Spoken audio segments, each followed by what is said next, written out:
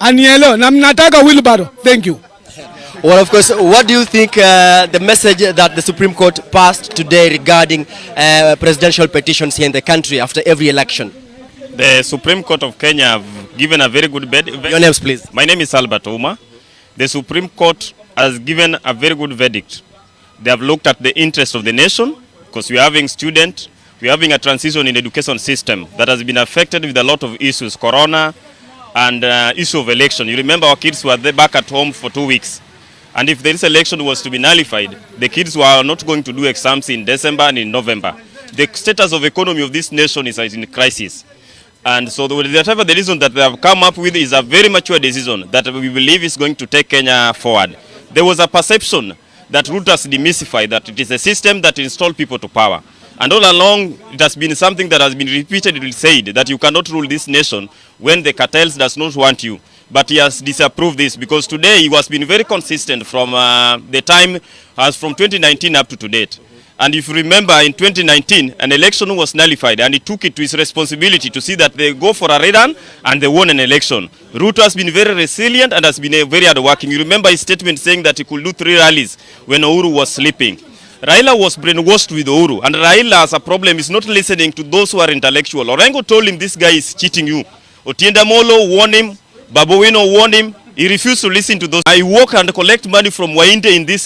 So what do you make? What is your general take on the Supreme Court? The Supreme Court has made a very wise decision, and Kenyans will remain calm and accept the verdict, and let us go forward as a nation. And the last message to Raila has fought for this nation. It is high time. We appreciate the democracy he has brought it to this nation and the struggles. We believe that Ruto will preserve those democratic gains of Raila.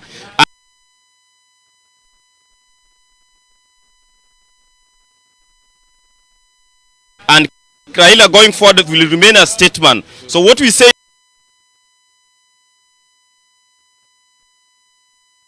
to this today is that let Kenyans remain together and work forward in building this nation, because we are in a crisis. The economy is not doing well. Let's fix the economy and let appreciate Raila for the role he has played. So we look forward Ruto and his government to respect Raila, give him the democratic space, and we don't want revenge and we chanting. Let's appreciate Raila. He has brought us somewhere, and I believe Ruto will take those democratic gains from where they are and improve on them, not to take us back to the Moise era. Thank you so much. What do you expect from Ruto's government? Mimi nitaongea Kiswahili. Sawa kabisa. Mimi kwa majina naitwa Abubakari Maganga, na kwa kusema ule ukweli nimefurahi sana, kwa sababu niko na imani ya kwamba nchi yetu imekuwa na demokrasia ya hali ya juu sana, na niko na imani ya kwamba yule ambaye amechaguliwa anaweza kufanya kazi kwa sababu ya Wakenya, kwa sababu tumeona ya kwamba tuko na crisis nyingi sana, problem nyingi kuhusu mambo ya economy, kuhusu mambo ya shida ya uchapakazi na shida ya mambo ya kazi hakuna. Hizo ndo zimekuwa ni problem kubwa. Kwa hivyo niko na imani ya kwamba kwanza kabisa Martha Koome amefanya jambo la maana, na sisi wa Kenya natakikana kwanza tuwe pamoja sote, kwa sababu huu ushindi sio wa mtu mmoja, sio wa Ruto peke yake. Huu ushindi ni wa Wakenya wote. Kwa hivyo niko na imani ya kwamba Raila Ruto wakati alikwenda akifanya ambazo walikuwa amesema atatufanyia sisi kama Wakenya, niko na imani baada ya kuapishwa kama rais ataweza kufanya yale mambo ambayo alikuwa ameahidi Wakenya.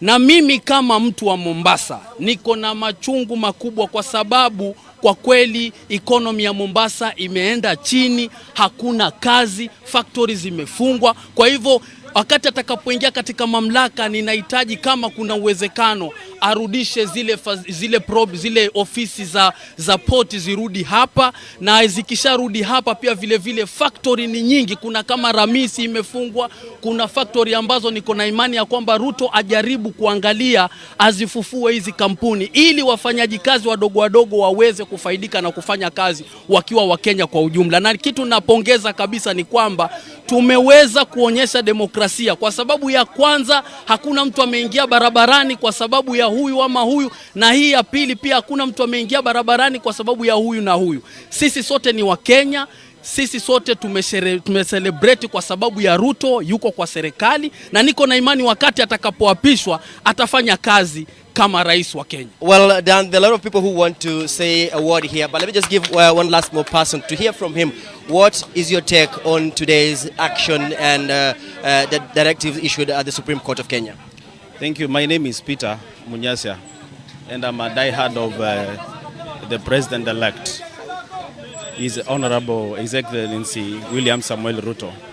And we want to congratulate him because of his victory. This is the time, we say that democracy dictates our affairs here in Kenya. And we have seen our democracy prevailing well from the Supreme Court, and the verdict that has been given today by Her Excellency Martha Koome, it is one of its kind. And we want to thank everyone. I want to thank Kenyans for maintaining peace. And we want to urge all the political leaders that have been elected. Now elections is over. What we need, it is service delivery to the people. We are not going again to the elections, and we want to tell the parliament, the upper parliament and the lower parliament, that when they resume their duties, they need to work together. We do not want to see a divided nation. This country needs these leaders.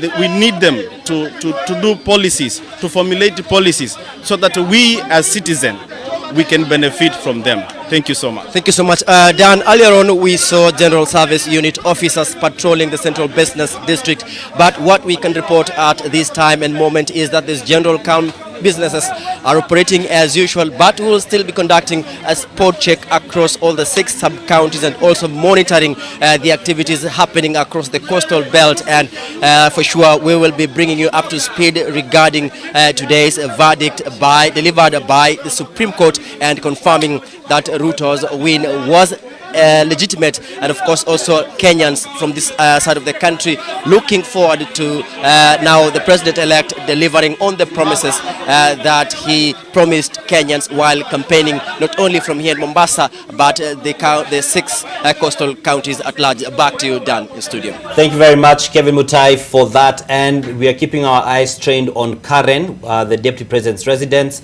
where the President-elect is expected to be speaking any time now. The indications are that it's not going to be too long from now. We can already see a number of the Kenya Kwanza leaders who are already seated. We could see ANC party leader, Musalia Mudavadi, who is also, according to the agreement they have, the incoming Chief Cabinet Secretary. We also see Alfred Mutua, who is now the former governor of Machakos. We see there Farouk, who is, one of the incoming president's aides, and we could see a number of the other leaders. The excitement there is also, visible, tangible.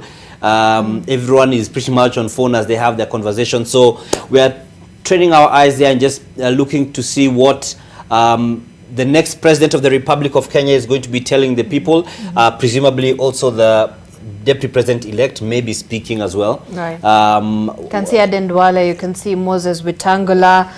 We did see Emerson Kingi, we saw Kenneth Lusaka there. There are all those leaders, of course, affiliated to the Kenya Kwanza Alliance team, seated and are waiting for the President-elect to make his way to the podium to address the nation. Well, just a little bit away from that, back to in studio. I mean, Bwana Khalid, when we're looking at this particular ruling, what does it mean for a country when it comes to the maturity of our democracy and where we sit on how the other people would be looking at us, regionally speaking, and even globally?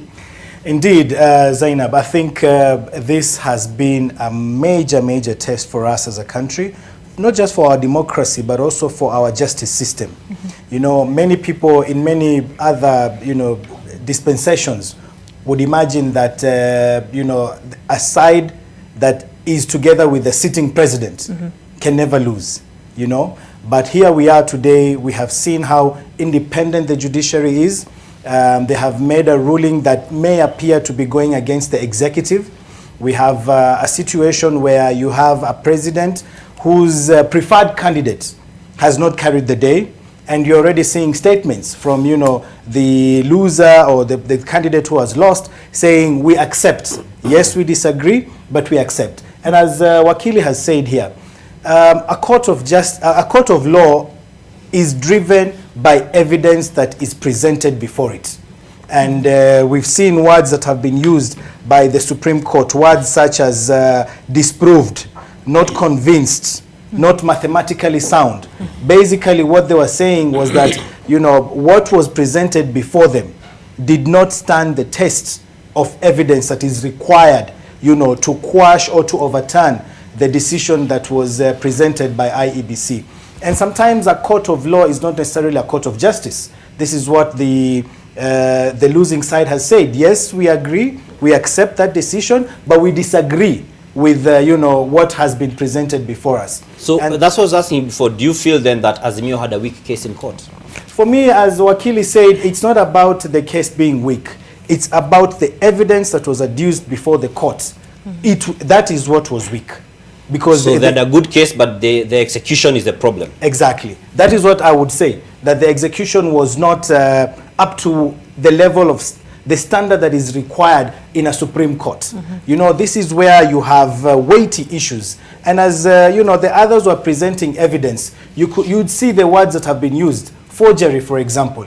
You don't expect that, but because you know that that's a place where every bit of document that is presented will be scrutinized, you know, to the very last point. So whatever you present, you have to cross the T's and dot the I's so that you make sure that, you know, everything is sound. But for me, I think their strategy was wrong. The sources they used to present the evidence was not sound. And in that, you know, they lost the case. So it's a big defeat for them, and I think also for the lawyers that were there. But as we said, we have to move forward. This is a country that is, you know, has one of the best constitutions around, and we must respect the law, and we accept the decision, and we move forward. Right. Yes, Can I? Ishmael. You see, the Supreme Court did not want, definitely, did not want to be too nice to the petitioners and then let down citizens. That's why you had the CJ saying, can we, on certain small, flimsy allegations, overturn the will of the people? So I think it was a very important finding and a very good time for the country to assert that you cannot go to the Supreme Court with petty, trivial issues. You will go to the Supreme Court, and definitely the Supreme Court will hear you on weighty, substantiated and credible evidence. You asked my colleague, and I just want to weigh in, how do we look in the face of the region and the international global scene? We look very beautiful.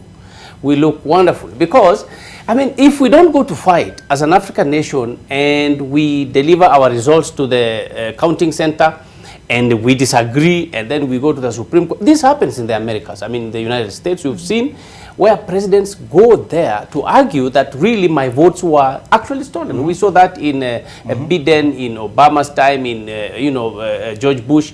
Why? Because we are human. We always feel like if you used a system, and I suspect you've been making calls to a certain quarter, then probably you are being helped by that system. So I think we have come a long way as a country, and Kenya should now be rated among the top African countries that can actually agree on books, on the constitutionalism and on laws.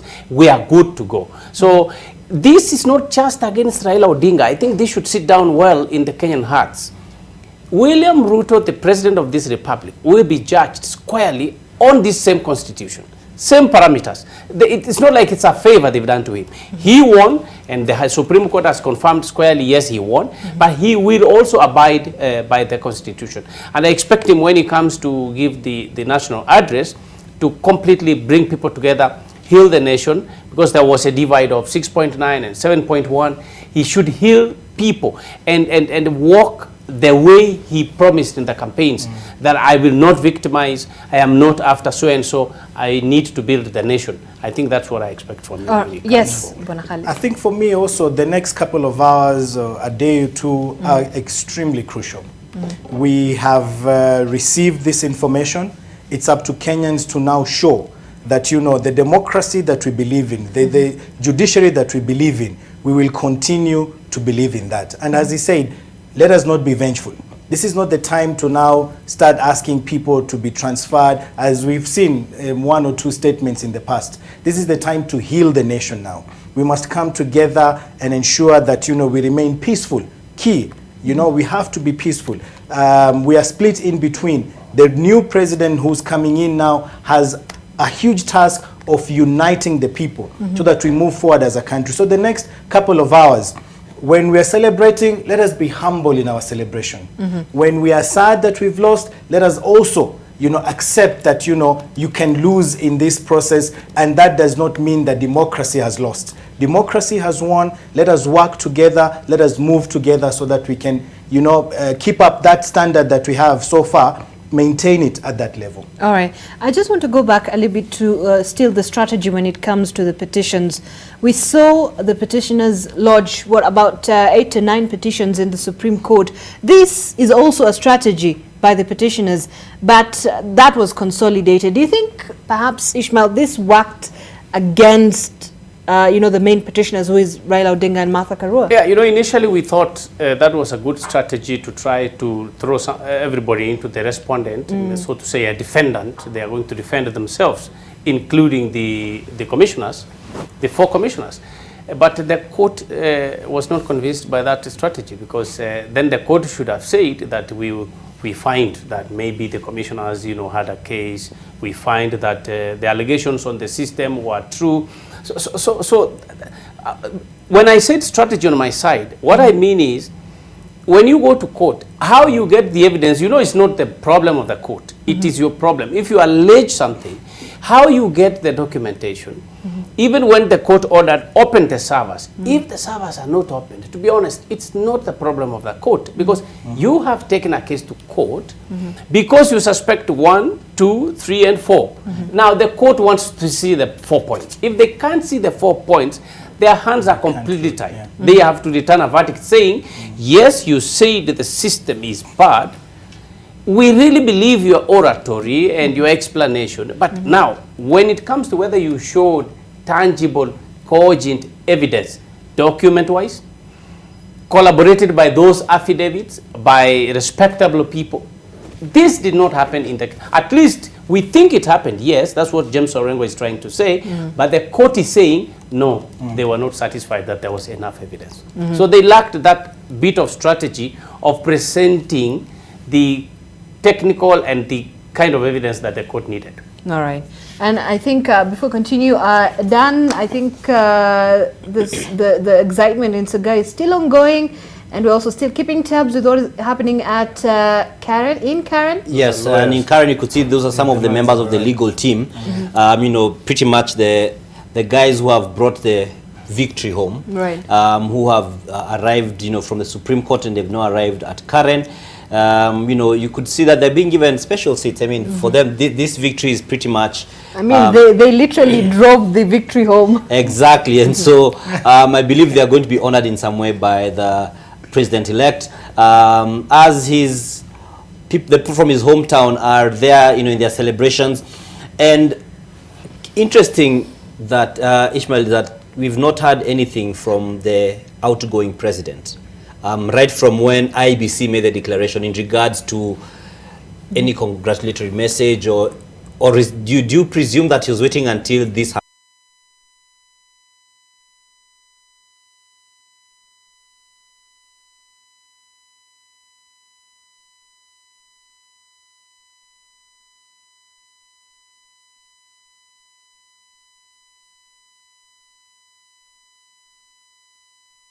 Get direction from our presidential candidate, His Excellency Raila Odinga. Thank you.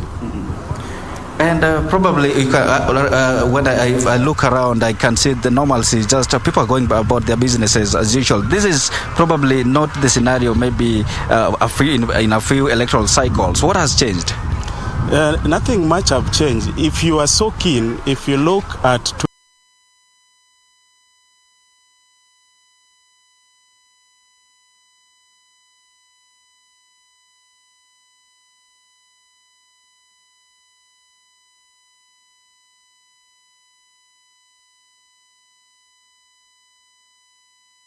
...2017, 2013. We supporters of Raila Odinga, what we do, we wait for him to speak to us. So whatever Raila will say, that is the direction we shall take. If he says, let us move on, it is okay. If he gives us another direction, that is it. And that is why you can see things are very normal. We are still waiting for him. Okay. Thank you. What is your message to the rest of Kenyans? What I want to tell Kenyans, let us now respect the opinion of the Supreme Court. But again, in the opinion of the public, we are not convinced based on the evidence that we saw live on our television sets. Thank you. All right. Regina, I have a few more to interview and get the reactions regarding the verdict that was delivered. You can just come on set and look into the camera and tell us your name and what did you expect out from the ruling today, and has it gone according to your expectation?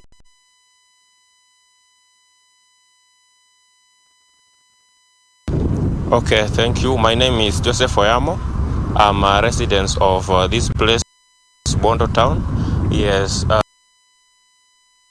Having said that, today's ruling by the Supreme Court has actually come out as a surprise. Yes, as supporters of Azimio here in his very backyard, we were expecting that he could win because people turned out and voted for him massively, but of course the result that was released by the IBC was not convincing, and there was the case in the court that followed, and by the evidences that we saw the legal team producing before the court, they were kind of convincing. But now, as we have just seen, every petition that was placed before the court has been dismissed, and the result is out. Yeah, we just have to accept. Yeah, in as much as we may not agree, but we accept. Yeah. As an individual, how are you going to treat this, and what message do you have for the rest of Kenyans, especially probably those that reside in these parts of the country? Oh, as an individual, Kenya is bigger than myself, yes, and the decision, once it has been made by the Apex Court, there's nothing much that I can do. As I've said, I've accepted, and I'll continue with my day-to-day activities, and even to other people who have been showing their full support to Raila Odinga. I would just like to urge you to resume to your daily activities. There's nothing much we can do. If at all there is anything, Raila with his team will actually give us direction. Yeah, I know he may talk today or tomorrow. Once he had talked, I think he will advise us. But as individuals, let us also make decisions that are helpful to us and to our country. Yes, let us not get into violence. Yeah. As a resident of this region, probably what do you expect from the regime that is coming in? The regime that is coming in, of course, for a very long time, this region has been in opposition, and as a result, there has not been much development as compared to the areas that have been in government. So probably I will expect the same, but as I've been supporting the government, there's a substantial difference on development. Yeah, so I would expect the same, but maybe this one may be different. Yes. Yeah. Thank you so much. Thank you. Ben Trenjue, that is, those are some of the reactions from the residents of Bondo Town, like you've heard from the two that I've just spoken with, is that they're mentioning that they will respect the decision of the court that has upheld the victory of William Ruto in the August 9th presidential election. And what they are calling upon is for the electorate here, or rather the residents of this region, to be specific, to respect the decision of the court and work with the government of the day, actually, because the president of Kenya is a president of every Kenyan, of everybody within the Kenyan borders, and that has actually been the call from the residents that have been able to speak with in this region. Maybe something that I have to mention is the security situation in the county here, in this region rather. Before I came on set, actually I spoke with the Siaya County Police Commander regarding the security situation in the county, and he has assured me that, or rather, he has mentioned that up to now there is nothing actually to report about, that everything is normal, and that is visible from the background. Like you can see, Ben Troy Njue, this is just like another day to the residents of Kisumu here. There is no much excitement. There is not all that gloom actually. It is just normal, and that reflects whatever you're seeing on the background. That reflects what has been happening actually in the larger Siaya County, which is the home county of Raila Odinga. The residents here are saying they will maintain peace, they will work with the government of the day, but then what they are calling upon the next regime is also to run an inclusive government. Well, I'll continue speaking with the rest of the residents and sample their views and reactions, and all that will come to our viewers exclusively in our next bulletins. Back to you, Ben. Thank you, Wycliffe Okech from Bondo there. And as you have seen, as he has alluded to, is that no pomp, no color. Their residents continuing with their day-to-day activities and saying that let's respect the apex court. Of course, they do not agree with it, but let's respect that so that we may go on. Then from Bondo, let's now cross over here to the capital city, Nairobi, where Hibak Said has been keeping a keen eye since morning at the CBD just to see how things are. Of course, earlier on, security had been beefed up. There was some screen mounted in various parts of the CBD.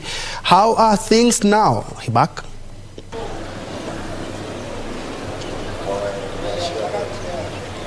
Thank you, Ben Troy Njue. We are still here at the Central Business District, and just an update from when we last spoke.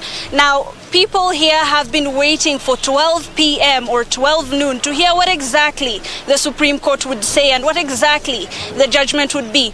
At around 1 p.m. when the judgment came out, people were in jubilation. Just a few minutes ago here at the Central Business District Archives, we saw a lot of people. They were gathered around. They were jubilation.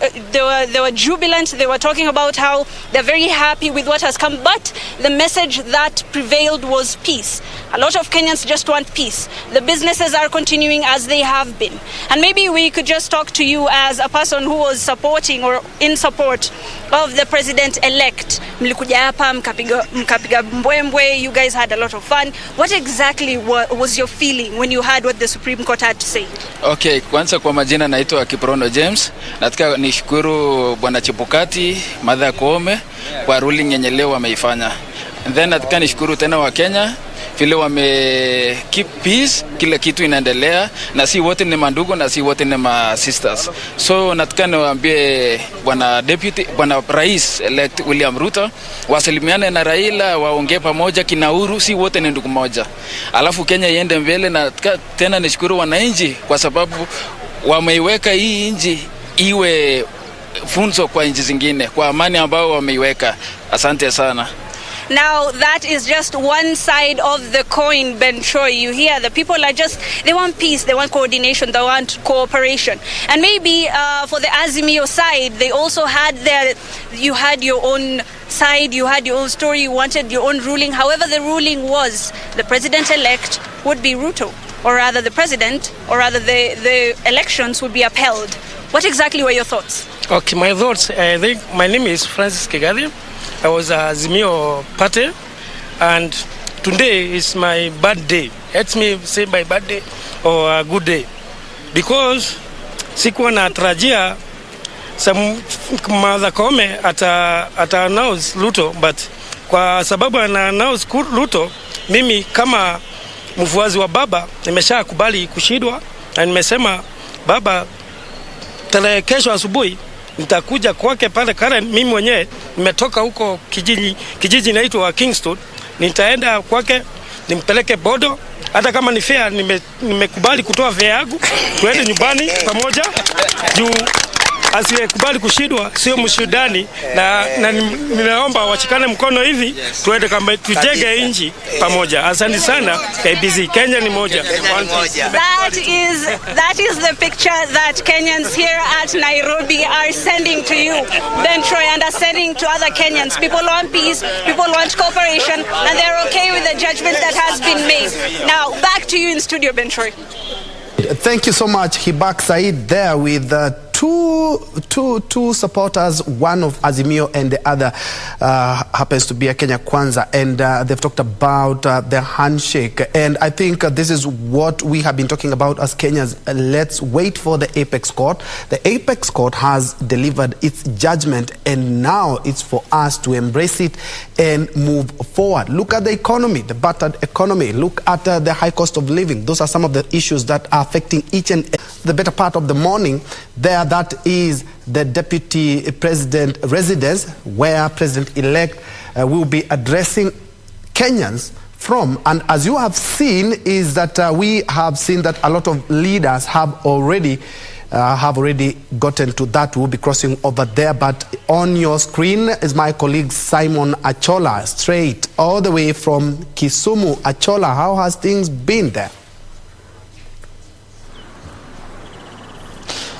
Thank you very much, Ben Troy and Joey. Here in Kisumu, everything is a bit calm, much more than you would expect. Where I'm standing, I'm just standing next to Oginga Odinga Street. Now, 5 years ago, this street was a beehive of activities on a day like this, when the Supreme Court had annulled the then presidential election. All residents had actually barely moved because of the number of people that had actually poured on these streets in terms of celebration. But today, the situation is pretty much different from what we saw several years back. What we have seen today is that the locals are calm, cool and collected.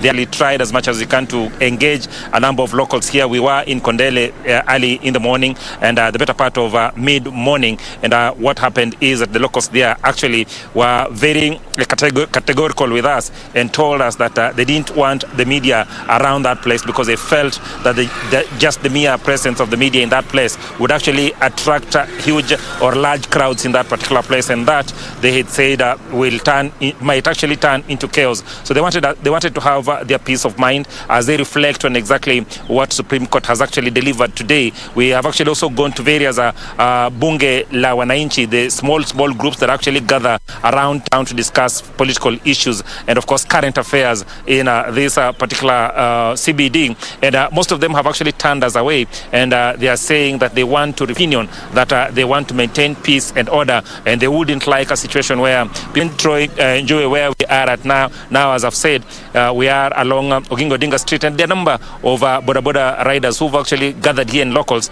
who would actually want to say one thing or two. We will try as much as we can so that then we keep it civil and we ensure that we are within the narrow and straight route of conversation. Niambie, unaitwa nani? Kwa majina naitwa Collins Oluoch aka Wood Nyara Kingley. Wood Nyara Kingley. Kabisa.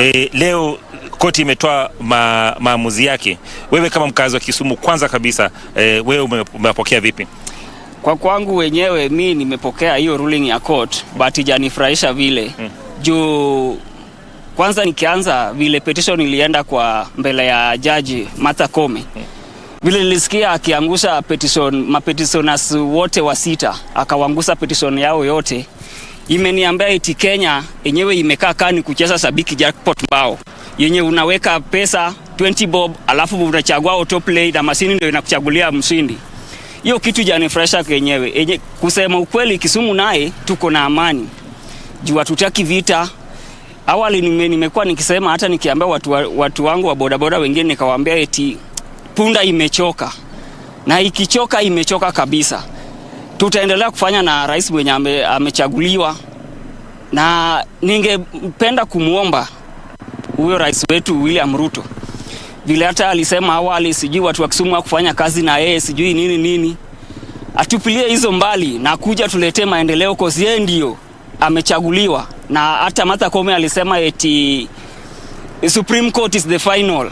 Hakuna kitu yenye tunaweza fanya, na yenyewe kama mimi kwangu hiyo matokeo hajaniridhisha kabisa. Lakini umekubaliana nayo? Nitafanya nini? Lazima nikubaliane nayo. Juu yeye ndio ametoa uamuzi yake. Na hakuna koti nyingine tena tunaweza enda. Na kitu yenye niudhi kabisa, kusema tu kweli, hakuna venye angesupport hata petitioner mmoja, aseme eti Julie Soweto petition yake ilikuwa sawa, lakini hiyo iwezi fanya tunalify election ya president elect, na ameanza na moja. didn't reach our court suffrage. Ingine pia eti didn't meet our court sijui nini vitu mingi akazitupa zote hadi vyenye aliambiwa eti kuna Jose Kamago aliinterfere na system. Nimesikia akisema eti Jose Kamago alikuwa maintenance wa IBC portal. Sasa tunashindwa IBC ili employ Jose Kamago ama IBC pia ilikuwa na watu wake wenye walikuwa inafaa waifanye hiyo maintenance. Hiyo kitu ijanifurahisha kabisa. Shukrani sana Morris. Kabla uende, Wodnya Kingli inamaanisha nini? Wodnya Kingli ni jina ya pali mamangu amezaliwa hapo. Hata mkiwatch saa zingine TV mnaonanga nini tumbili inasumbuaga watu hapa nyuma ya Kodiaga prison. Sasa mamangu amezaliwa hapo. Asante sana. Well, of course, humor, you'll never lack humor in this part of the country. We will talk to the next resident. Tualizo naitwa nani? Yeah, man. Yeah. Greetings. I am called Ronnie Bulwa. I go with the artist name Ronnie Clay. Ronnie Clay, just give us your overview of or how you have actually received today's court ruling, and kindly please very quickly. Yeah, man. You know, everything is going to run cool. So you know, the way you receive the message, everything going to run cool. Above all, we have the prophecies about Rastafari community.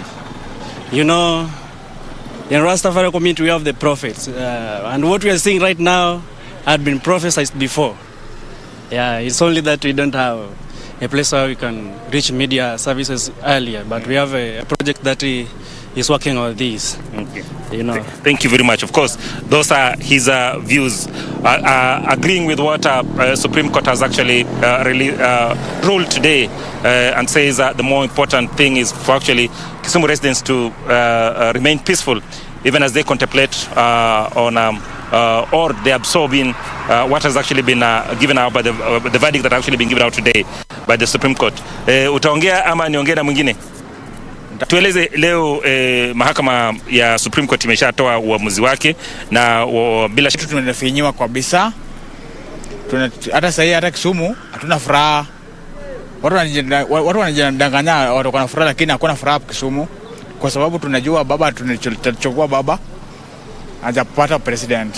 Lakini muhimu sana tudumisha amani. Ni muhimu sana tudumisha amani. Hakuna amani hapa Kisumu. Kesho mambo itaweza tokelezea. Leo ndio watu wanakuwa na amani lakini kesho hatuwezi kujua vile kesho itakuwa. Shukran sana. Of course those are your views. We can actually just have a small talk about the same. Okay, my name is Didan Obura. What I can say over the election is we just thank for all that has happened. But what we know that our vote never counts as Kenyans. Instead, we have a computerized system that chooses us, the leaders, as to what we have seen since the nullification of 2017, this time round, through everything that has occurred, through whatever everybody has seen. The whole world is seeing that things are not right. Even in the IBC system, we cannot have 3 officials of IBC giving us the presidential-elect executive. So as we have nothing we can do at the moment, we just request that Raila Amolo Odinga and William Samoei Ruto, they just lead this country towards the right direction. The ruling and have maintained peace. Your call on residents from this region, is this the way to go so that then we maintain peace even as we forge forward and even as our leaders actually think in terms of what next in terms of rearranging the political dynamics of this region so that then they can actually play in the big field again? Okay, so what I can say concerning that, I would beseech the Kisumu people to maintain the peace, because there is no reason as to why we would fight, destroy our things and the few properties we've made over a period of time because of maybe just a declaration, a computerized declaration. I think we just need to maintain our peace, work in our businesses, open up our businesses, we continue with the life as normal so that normalcy may continue. And we don't dispute working with William Ruto, because he is the president-elect We just pray that everything goes well. It drops down his anger, his political anger, which is we have seen to be very dangerous. The words that he's been throwing towards Odinga, towards the people supporting Odinga. He just after he was actually declared president-elect, he came out strongly and said that he will be working with every Kenyan and he will ensure that regardless of whether you voted for him or not, he will actually be voting, he'll actually be willing to work with every leader in this country. Yeah, okay. I saw that and we thank him for that. But in him there is still some sort of anger. But we would like to just ask him politely that if he's the one who is going to work with us, let him just drop all the political differences. He's now an executive leader. He's the Kenyan president, not the president of Nairobi, not the president of Nakuru. He's the president of everybody. And we have just resorted to work with him. What will we do? No matter our political differences, we were the stronghold of the Azimio, or our Azimio candidate who is Raila Amolo Odinga. Even him, he has this stronghold which is in Nakuru. So there's no problem with us being the stronghold of Raila Amolo Odinga. Let us work together for the benefit of the whole country. It's a very good place to end the conversation. We have another resident here who will actually tell us his opinion on exactly what happened today. Yes, you can. Okay. Imekuwa ngumu kwangu sana kukubali kwa matokeo, lakini kama youth wa Kisumu nishakubali matokeo. Na ni funzo kwa Wakenya wote kuona kama Kisumu leo tayari lijachomwa. Vijana wamechoka, tunataka kazi iendelee. Tukubali matokeo, tuendelee na kazi. Message yangu naweza pitishia kwa rais wa sahi William Ruto. Sisi kama youth wa Kisumu mara mingi tumekuwa tukitoa ghasia na tumechoka na ghasia. Tumekubali kufanya kazi na yeye, akuje Kisumu tutembelee, asichukue ile hasira ya election mpaka wa leo ni kama ni hasira awekwa roho yake. Sisi tumekubali kufanya naye kazi, tushakubali matokeo, na tukubali pia sisi mayouth tunaandika kazi. Tuache tuhangaike hapa Kisumu kwa sisi hatukupiga kura. Tulipiga kura na tutafulie pia kazi kama sisi mayouth. Angalau hata vile ananiona kwa sahi nampasia hii message. Tufutilie kazi bwana. Asituache kama inawezekana atume hata gari siku ya swearing in pia sisi tuende tunaangalia vile anakula kiapo na tumekaribisha matokeo vile nafanyika. Naomba hayo chochote mahali pa hako rais mtarajiwa ama rais kwa sahi tukumbuke kama si mayouth. Asa mimi nakuomba bwana hata kazi ya mkono nitafutilie. Nitashukuru sana. Asante sana. We have another resident here who will actually also give us his views on today's ruling. Definitely. Thank you so much. My name is Malaki Apudo. I'm a lecturer at Maseno University here. And I want to say that today the ruling and the verdict is out and we respect it. Of course, some of us have sentiments, we may not agree, but now that is the way and it's the final one. We just want to now ask our new president-elect, that is Dr. William Ruto, that the country is one and he has to lead us all equally, whichever way we voted. Of course, we would love him to come and visit Kisumu town. There has been a lot of rumors that Kisumu is always chaotic. As you can see, it's all peaceful. These are peace-loving Kenyans. And Kisumu will be wild. There will be bonfire everywhere. That has been totally dismissed. We are peaceful. All the shops are working. I'm just from an Airtel shop. I've been served well. All the things I was doing in town as usual has gone on well. So these issues of saying Kisumu is a bad place, like the other day the ambassador for America was saying, we want to dismiss that seriously. We are doing well. All we ask is just the Kenyans to move on peacefully, and there is always another time to fight it. You've intimated to ensure that we move together as a unit. Definitely want to ask a new president-elect that the idea of the winner takes it all must not prevail. We just want to ask him that all of us are Kenyans and he should also focus on developing all the regions equally. We want equity for all the economic resources in the country. Kisumu has so many industries which are closed, the Kikomis, the breweries. We want all those awaken up so that our youths can also work. Let us not have a situation whereby everything is taken to Rift Valley and elsewhere. We want to see our youth also on the forefront. And it comes to forming the new government, we want to see ministers from all regions of Kenya. We want to see how our former President Uhuru did it. through a coalition, we must have some form of coalition because Kenya comprises of the 14 million plus voters. And you can see it was a close neck-to-neck competition. You can imagine the 6.9 million that I also feel they've lost it. We want to feel to be part of the economy. Part of the economy. Yes. Just before I let you go, the Supreme Court, of course, the immediate repercussion is that Dr. William Ruto is the president-elect, right? Yes. His election is actually validated, right? But when you look on the flip side, the political fortunes of Raila Amolo Odinga and, of course, the region, what does it... All these petitions, we would be in a bad political situation. Now we have seen it. Even those who are going to vie next, they will be knowing that taking anything to the court may not mean you're going to win it again. We know where the court has also not treated as well. We all saw it. Very glaring evidence was put up from the court, and some of them have been wished away. Things like Jose Camago, even a class 2 can see that this was for accept the decision of when before we go to that court. Probably the last question. The last 3 presidential elections, there have been petitions in court. We've not seen people being taken to task in terms of arrest or what have you.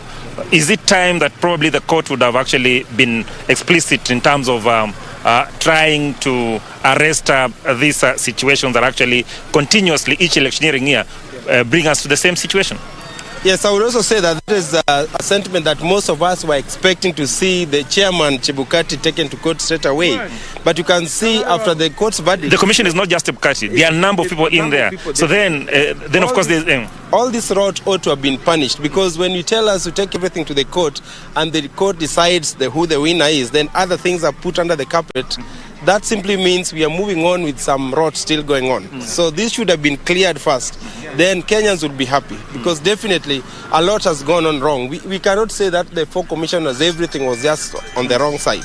So we would have expected the government to do something about this mistakes that were done by some commissioners and all that. So we would love to see improvement by making arrests. Just the same way there are corrupt individuals in this country who are never arrested. We just hear a lot of talks but no action. This time it should have started with the IBC, cleaning that rot first. That is the only way we would wish it. Otherwise, for Raila Amolo Odinga, he's still our hero, and we know that he always chants the way. Never think that Raila is defeated. He will come in another form. He is a metamorphosis. Raila will be back in action, and he's going to form a very strong opposition. Remember the days of those hooligans who came there, Turu Magarians. We know he'll be keeping our president in check, and we are not sad about that. For our people who support Azimio, we know that Aluta continua, and we shall still win in many situations. Thank you so much. Fantastic. We have another lady, gracious lady here, who will also give us her views on exactly today's ruling. Mama, unaitwa nani? My name is Lynette Omwaka. I work with Equity Afya Medical Center. First, I want to thank people of Kisumu. The maturity they have shown. I didn't believe this. They shown the maturity the day Chebukati misled the country. Again today, the Supreme Court has misled the country. They have accepted again. I appreciate the Kisumu residents.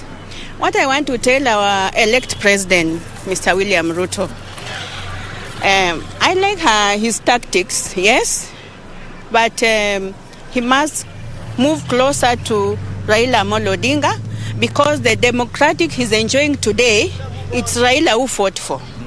So let him not distance himself from Ruto, from Raila Amolo Odinga. And I remember it's Raila Odinga who pulled him from somewhere to where he is today. So we want to thank him, to congratulate him, and we welcome him in Kisumu. Vitu lazima ziendelee. We have to move on. Yes. Thank you very much, Lynette. Ben, those are...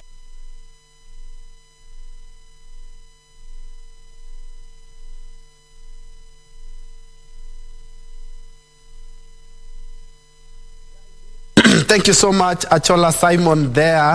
Apologies for that technical hitch, but he has sampled quite a number of resident sentiments in regards to how they have gotten the Supreme Court or the Apex Court decision, which has affirmed the election of William Ruto as President of the Republic of Kenya.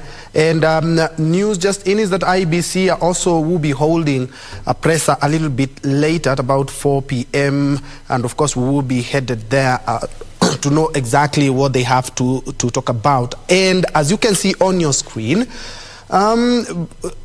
from where the cameraman is, you can see that that is William Ruto's Defense Council, flanked by a lot of leaders there, led by Senior Counsel Fred Ngatia. I can see Katwa Kigen, I can see Senior Counsel Kioko Kilukumi, and a host of other lawyers and advocates who were assisting in the presidential petition. And of course, leaders elected on a Kenya Kwanza ticket, and also friends of the Deputy President who is now the President-elect. I can see former LSK President Nelson Habi was also contesting in the MP here in the capital, Nairobi. Ray? Well, as I said, we have heard so much, especially from Kisumu there, and as our colleague there, Simon Achola, put it, is that Kenyans down in Kisumu are rather peaceful, sites that are very different, rather divergent from what was expected and what was recorded in 2007, 2008, as well as 2017 there. Just showing that the electorate has come of age. We have matured, that we're going to remain peaceful and let the various organs of the country continue making the decisions as required, rather by duty. Now, I want to rope in a constitutional lawyer as well as Gibson Gesore. In regard to what we have heard right now from residents in Kisumu, they are imploring President-elect William Ruto to work with them and for them. When they say work with them, they have been alluding to President-elect William Ruto actually working with Raila Amolo Odinga, who was their president of choice, their words, and now also bringing development, may it be infrastructure, security, down to Kisumu. How then? How do you think that the president-elect is going to work at marrying the views of the electorate in Kisumu, who happen also to be Kenyans, vis-a-vis, his stand on matters politics, juggling the two? I think, thank you, Regina, for that question. Kenya is one. Once the President-elect William Ruto has been confirmed by the court that indeed is the President-elect, we expect him to move away from now the local arena where he was dealing with the henchmen around him, and then move above and then be able to deal with all Kenyans. That's what I think I've gotten from Kisumu. The people are saying that much as that you've been elected president, we didn't elect you, that does not mean you neglect us. We expect also to be served as Kenyans because we live in this country, and I expect nothing less from the deputy president and the president-elect now, William Ruto, because Kenya is all one and the constitution we use is one. We expect that even if the people of Luo Nyanza voted overwhelmingly for Raila Amolo Odinga, who is now been found to have lost the election, does not mean that he neglects those people. He will need to find people from that region whom he will work with. And I think there are quite a number of Kenyans from that side who are not fully supporting Baba or Raila Amolo Odinga. So he will be among those people. He will make them part of his government so that they feel represented. Mm-hmm. That is one. There is also the aspect of him. Actually, somebody alluded to that he needs to go to Kisumu. It means they have agreed that indeed this thing is gone. We have been beaten. As Yekubali Kushindo sio mshindani, they have accepted that indeed we have to proceed on with life, and he's our president now. He should feel welcome to come to Kisumu and address us as he can go to any part of the country. And that shows, or that plays to the aspect that Kenyans have indeed matured. Kenyans voted. Kenyans have trusted the constitutional process, that is the courts. The decision has been given. Much as some of them do not agree, they still say we have nothing to do. Now he's our president. Let him come and work for us. And that is, I think, very important. Now, is this the end of the road of Raila Amolo Odinga? He's been termed as an enigma, an engineer, you know, the one to watch, Baba. Is this the end of the road? I don't think so. I think, Regina, you know Raila better than that, even if people are trying to pull the aspect of his age, Baba has been written off severally. This is a man who served sentence came out and tried to liberate Kenyans to get the Section 2A removed. And then again, you know, he ran an election, lost, came, I think, distant fourth. And then we saw him rise again through funny means, come and join Moi, which was not expected. So you never see him coming, basically to say you never see Raila coming. So that is why I think even his people know that we are waiting for his direction, we're waiting for his signal. Whatever he tells us, we will do. So I'm sure he will sit down with these people and then they will be able to decide the way forward. In one way or another, after the BBI, we wrote him off and said, now he's finished. But then here he is. From the shots that you are seeing, we're seeing the family of President-elect William Ruto. They're led by Nick Ruto as well as June Ruto, just trying to access the podium there. And in this podium, we have seen various leaders as well as part of the legal team that were defending the election there. That is his family there. Now we'll be referring to it after the swearing-in ceremony that is slated for 13th September. That is going to be the first family there.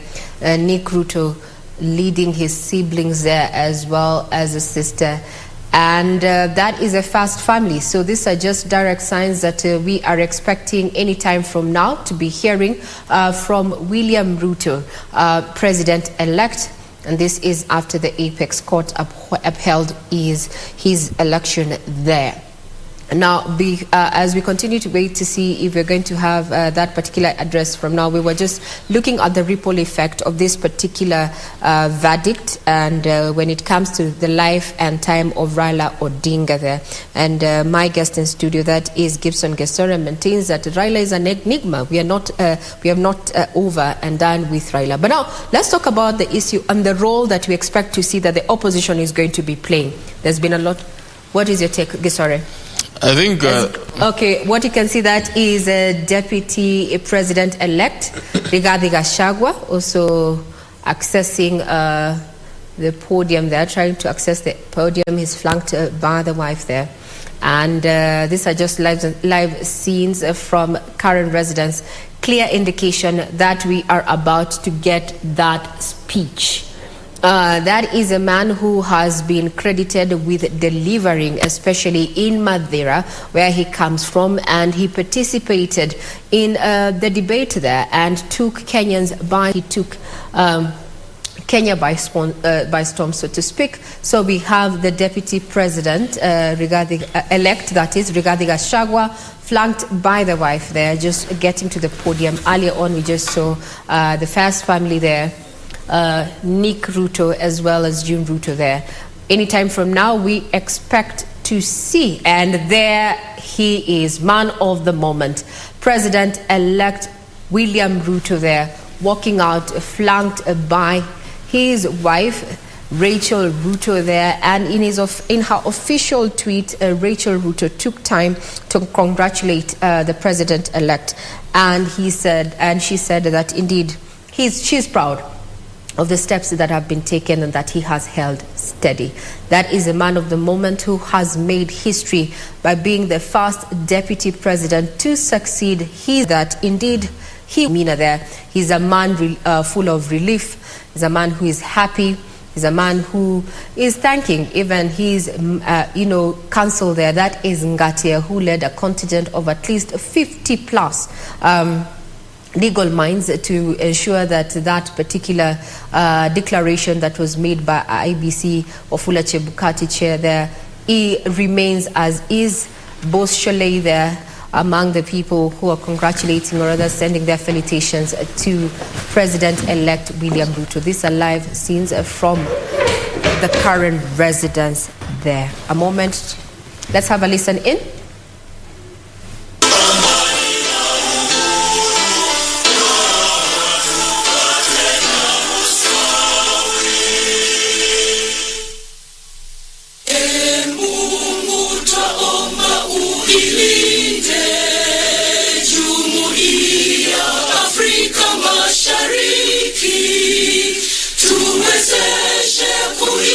kwa amani, tutimize na malengo yetu. Jumuiya yetu sote tuilinde, tuajibike, tuimarike.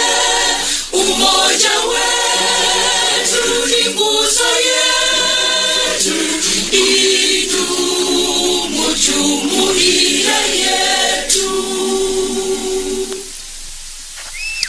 Thank you.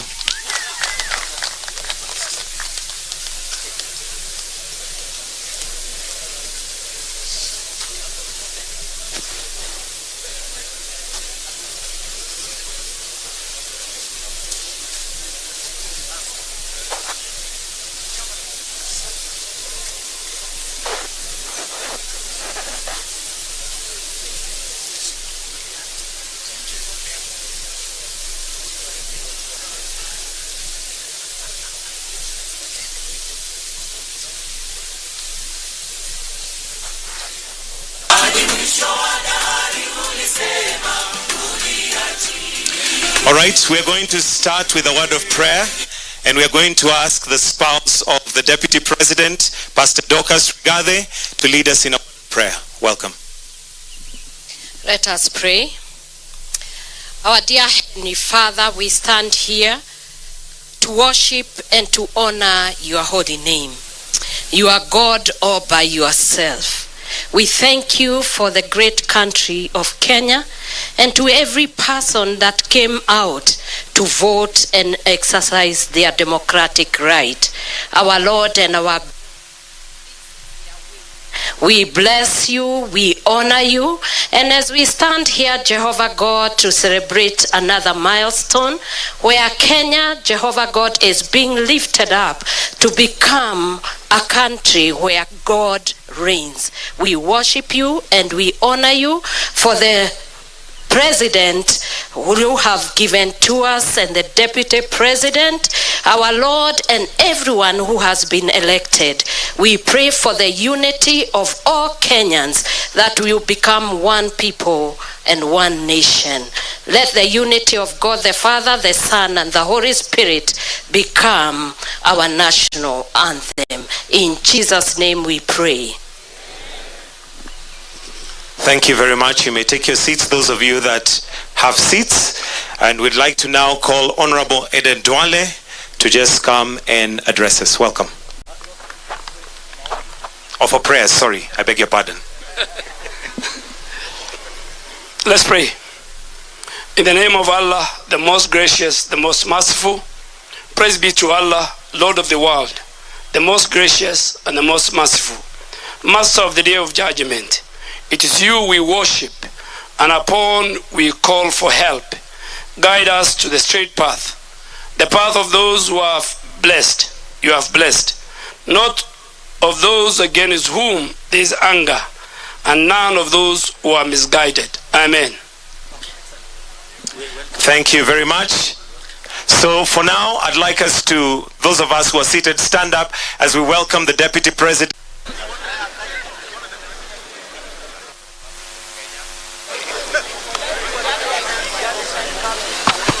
Your Excellency, the President of the Republic of Kenya, the one and only, Dr. William Samoei Ruto. Your Excellency, the First Lady of the Republic of Kenya, Mama Rachel Ruto. The First Family, and all of us who are here today. God is good, and all the time. Day for this country.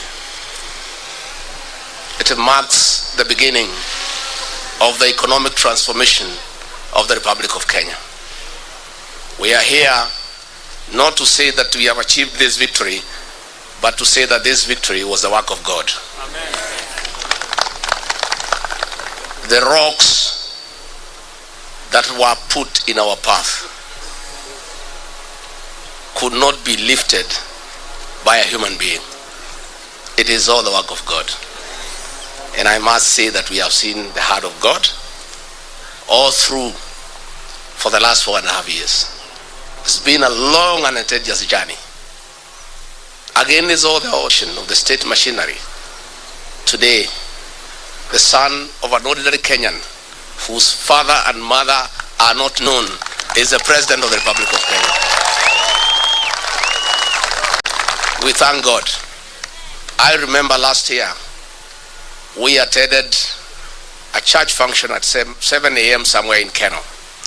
And there was an evangelist from Nigeria, and he tried to explain to us why our outgoing leader had abandoned William Ruto. And he told us not to worry. It was all God's doing, so that when he becomes president, no man can say he made you king.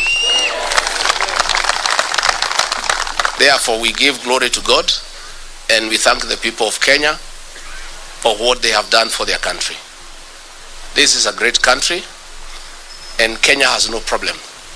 The problem of Kenya is one of leadership. Once you put the right leadership into place, this is a beautiful country with very resourceful and hard-working people. All you need is to create the right environment for the people of Kenya to prevail. And I have no doubt, agreeing with the rest of Kenyans, that the man we have put into office, Dr. William Ruto, is up to the task. So, Your Excellency, mine is with a lot of humility to assure you that myself and the team under you, we shall give you the necessary support so that you can pretend over the transformation of this beautiful country. We shall work day and night, but I must admit that though we may not be able to be as hardworking, to be as zealous, to be as passionate as you are, we'll give it our best shot. And I want to urge all our colleagues in this struggle, those who have been persecuted, those who have wounds, please let this victory heal all our wounds. And let us get to work. We have work to do. We are inheriting a dilapidated country with a 10 trillion public debt. We are inheriting a country with 6 million young people who have no jobs. We are inheriting a country with 14 million Kenyans in CRB. We have work to do. And let nobody cheat you that it is easy. We have to work from day one. So let bygones be bygones, and let all those who are against us, we invite them to join us. We build this country together. We have nothing against anybody because we are Kenyans and we are good people. And all we want is the economic transformation of our beautiful country. Before I invite our president, let me take this opportunity, Your Excellency, if you may allow me, give a word of assurance to the public service. We are aware that your morale is low. We are aware you feel demeaned. We are aware you have become non-productive because of what you have been taken through. I want to assure you on behalf of my boss that our first job is to restore the dignity of the public service. Our first job is to cushion civil servants from harassment by officers in the police force under the guise of fighting corruption. Our work is to protect the civil servants from extortion. Our work is to make sure that we get a working public service to assist us in the management of the affairs of this country. And I have no doubt in my mind that if all of us support Dr. William Ruto and his team, in a year's time, he will restore Kenya to where President Mwai Kibaki left us. It is now I'm the most privileged person to invite a brand new president. So join me in inviting the President of the Republic of Kenya, Dr. William Samoei Ruto, to come and say something.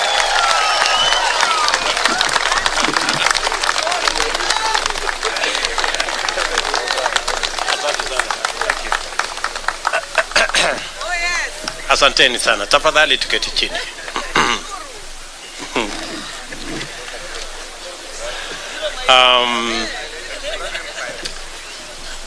Of course you agree with me that I am overwhelmed. This is a moment like no other. And let me first take this opportunity to thank the Almighty God. Yes, it is God. I say it is God. Without God, we wouldn't be here.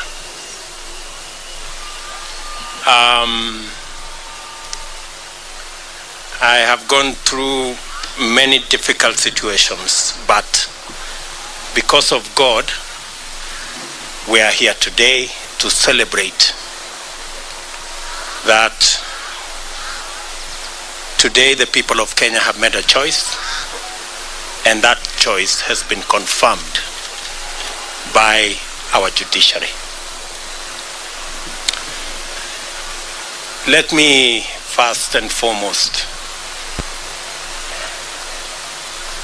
say we are truly grateful as a team, as the Kenya Kwanza team.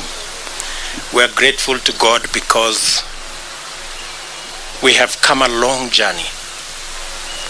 We have worked hard. But as the Bible teaches us in Proverbs 20 verses 7, that some trust in chariots and others trust in horses, but we trust in God. It's not the waking up early. It is not the working long hours. It is the favor and the grace of God that has gotten us here. And we are acutely aware of that. Let me also, in a very special way, thank many people who have prayed for us from across the religious divide. Many people have prayed for us. In fact, I said on the day I was given the certificate, I said we were prayed into victory. I want to thank many people who prayed across this country. Many people fasted, and we are truly, truly grateful. And I want to say to the people of Kenya and to those who have made effort to get us here that we will not let you down. We will work hard and we will not let you down. Let me also, in a very special way, thank my friends, starting with my wife Rachel, who prays for me every day. Before I leave the door from that house behind me, she always holds my hands and prays for me. And my children, for believing in me and always encouraging me. Very special thanks goes to my friends seated here, the people we started this journey with, under very difficult circumstances. I know many of you have suffered because of being my friends. Many of you have been taken to court. Many of you have been harassed, your children, members of your families.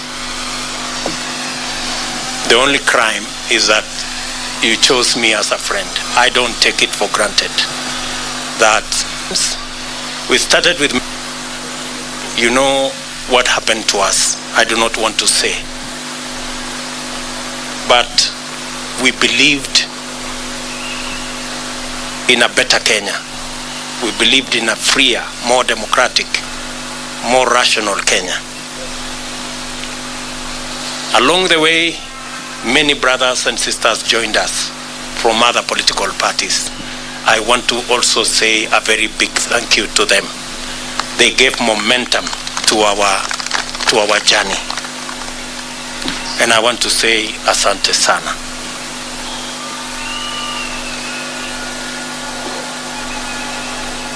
Let me also congratulate and recognize and appreciate the people of Kenya who believed in us. They went out of their way. Under very difficult circumstances, they believed in us. They listened to us. You know, the legendary Mama Mboga and Boda Boda guys, they are the heroes of our campaign. They defined this election. They were the embodiment of our quest for a better economy for our Kenya, for our country. The millions of Kenyans who believed in us. Today, by voting for me, the millions who woke up early to go and vote, they have not only voted for me, but they have opened doors and gates for their own children in every village, in every neighborhood, knowing very well that their children as well can become leaders. And every child is free to dream, and every child is free to aspire to any office. And working hard, believing in God, they can get wherever they want to go. I think my election opens possibilities for all our children, irrespective of their background, irrespective of where they come from, irrespective of their financial status. But this afternoon, with the unanimous decision of the Supreme Court of Kenya, our lengthy, suspenseful, and protracted election has come to an end. My fellow presidential candidates and I made our respective cases before Kenyans and submitted ourselves to their sovereign decision at the ballot. After the results of the vote were declared, it was taken up before the Supreme Court for scrutiny to make sure, beyond all doubt, that the will of the people had prevailed. The court returned its verdict, and I welcome it with tremendous humility. I salute the judges of the Supreme Court who have performed their duty with utmost fidelity to the Constitution. They listened to all parties, considered all issues, applied the law, and demonstrated their learning, impartiality, and patriotism. Their professionalism has elevated the stature of the judiciary, enhanced the place of petition process in legitimating election results as the true reflection of the people's decision, and afforded the nation an opportunity to reflect. It also afforded the nation an opportunity to debate and to come to terms with the implications of the last general election. I do not take this for granted, and I thank the judiciary in general and the Supreme Court in particular for staying strong as the shining beacon of constitutionalism and the rule of law, even in the most daunting of circumstances. And you know what I mean. The Supreme Court scrutinized, examined, and dissected and tested the declaration of the Independent Electoral and Boundaries Commission against the high standard established by the Constitution. The decision vindicated the Commission's effort to go all the way and deliver an election that exceeded public expectation and fully met the constitutional threshold of a secure, transparent, free, fair, and accountable election. The return of a unanimous decision on all the 9 issues confirms the fidelity of the IEBC to both the law and the Constitution. I therefore commend the Commission for their noble achievement at tremendous and regrettable cost to serve the people of Kenya by ensuring that their sovereign will is upheld. As I do that, we are all aware that there are men and women who lost lives in this election when they shouldn't. There was blackmail, threats, intimidation, and all manner of attempts to subvert the will of the people. The IEBC stood firm. The judiciary has vindicated the IEBC. This appreciation takes us to the point of proper appreciation of the just concluded legal process. Many of our supporters were a little unhappy about the delay, and some might have been tempted to impute bad faith in the petitioners who they say they saw to be taking advantage of the law to frustrate their wishes as expressed through the ballot. A lot of this anxiety is the result of long-standing suspicion of national institutions, especially when political contestation is involved. The Constitution of Kenya 2010 has done a lot to create comfort in institutions and the rule of law, and we continue to make encouraging progress on the path towards becoming a higher trust society, standing fully on its constitution. It was therefore perfectly legitimate for the petitioners to go before the Supreme Court to have their questions answered, doubts assuaged, and fears allayed. By exercising their constitutional right to take advantage of opportunities to establish the truth, the petitioners tested the result and inscribed upon it the highest stamp of judicial, legal, and constitutional approval. Our electoral and judicial institutions have won, and the Constitution has asserted itself and prevailed. My esteemed competitors now have a credible basis on which to consider the outcome, and we are vindicated by the choice of the people of Kenya. The court's decision completes the loop of institutional stewards of the rule of law, entrench our constitution, and express the sovereign will of the people who have articulated themselves quite eloquently, directly, and through their constitutional institutions. I congratulate all patriotic Kenyans who presented themselves as presidential candidates. It is not an easy decision, and a national campaign is not a walk in the park at best. I want all of you to know that your effort is acknowledged and deeply appreciated. Wahiga Mwaure and Ruth Musheru, George Wajakoya and Justina Wamai, the Honorable Raila Odinga and the Honorable Martha Karua. May the spirit of love for country and selfless service lie long in your hearts, and may Almighty God always remember you. Competitive electoral politics can make and has made our politics an arena utterly devoid of grace. This fills the life of political candidates with loneliness, worry, and exaggerated sense that the stakes are do or die, and elections therefore matters of life and death.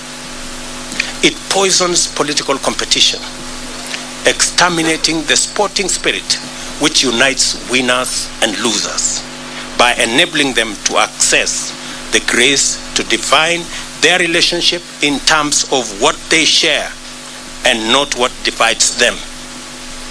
Democracy is expected to unite a people strengthen their society, and improve their institutions, and must not become an acrimonious, fearful, and desperate enterprise.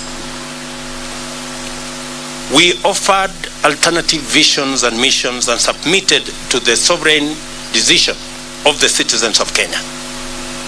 We are only competitors, not enemies. We vied to unite and strengthen Kenya, not to divide and weaken it. I therefore consider all of my competitors to be my worthy compatriots. Kenyans are united in the quest for a better society that is kinder to its children, gentler on the vulnerable, respectful of their rights, and committed to serving them. Those who voted for me, as well as those who voted for my competitors, want the same thing for themselves and for their children. I honor this aspiration, and I am committed to do and to rise up early, work hard all day, every day, so that we can realize it together. My deputy and I and the Kenya Kwanza team pledge to make Kenya a country of everybody and everyone. My administration shall do justice to all, regardless of their social status, religion, ethnicity, gender, whether they voted at all or whom they voted for. I therefore extend a hand of brotherhood to all my competitors and to all their supporters. We are not enemies, we are Kenyans. Let us unite to make Kenya a nation where everyone shall be proud to call home. My administration will recognize in full the now established tradition of honoring our leaders who have served this nation and shall not in any manner interfere with their privileges and their entitlements in retirement. They are revered elders of our nation who deserve respect at all times. It is now time for us to prepare for the day when we wake up to the momentous duty to serve Kenyans. Let us all reflect on our contribution and look forward to build this country and nation together to achieve the glory of Kenya, express its heritage and splendor, and fill every Kenyan heart with thanksgiving. As I said earlier, the hero of our campaign is the legendary Mama Mboga and Boda Boda. The hero of the election is one Wafula Chebukati and the Independent Electoral and Boundaries Commission. And the hero of our democracy and the rule of law and constitutionalism is our judiciary. We celebrate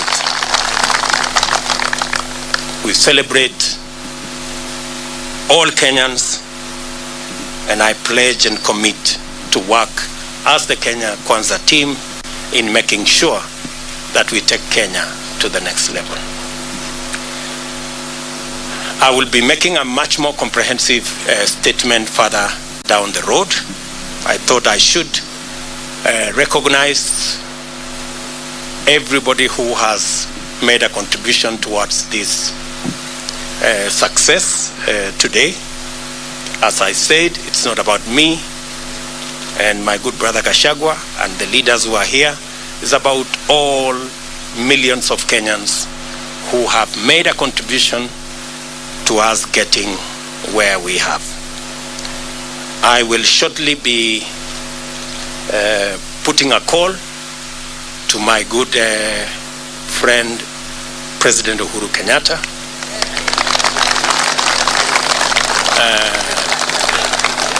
We have not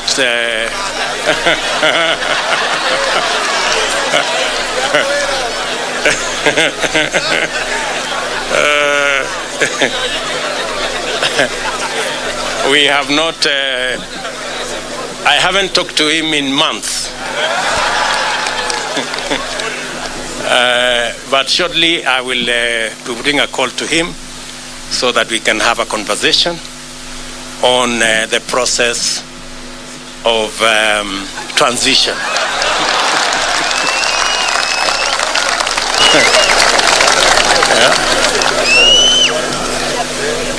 Yeah. I know he worked hard in his in his own way, but the people of Kenya have made a decision, and we have absolutely no issue with the democratic choices of any Kenyan. You remember I said earlier, when I chose to support Uhuru Kenyatta, I did not give him conditions that he must support me. I have made that very clear. So I take no offense at all that he decided to choose and support somebody else. And therefore, we will remain friends as we have been in the context of where we are. And, and we look forward to building on the foundation that's already there in the many issues that I worked with him, and be able to take Kenya to the next level in the many things that we would have wanted to do that we did not do. We are a very responsible people. Government is a continuous enterprise, and we will complete all the projects that have not been completed, as we have said, and we will build on that foundation the programs that we have committed to the people of Kenya, and we will hit the ground running because we are aware of what we need to do. I will also be putting a call to my worthy competitors, beginning with Raila Odinga, my worthy competitor,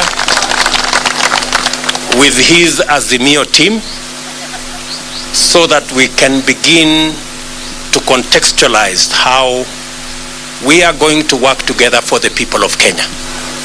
Those of us who will be working from the executive, and the Azimio team who will be working from the opposition.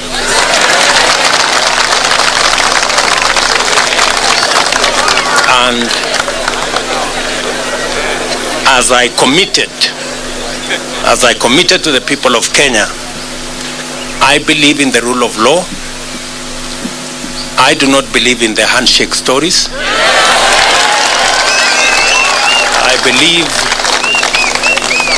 I believe in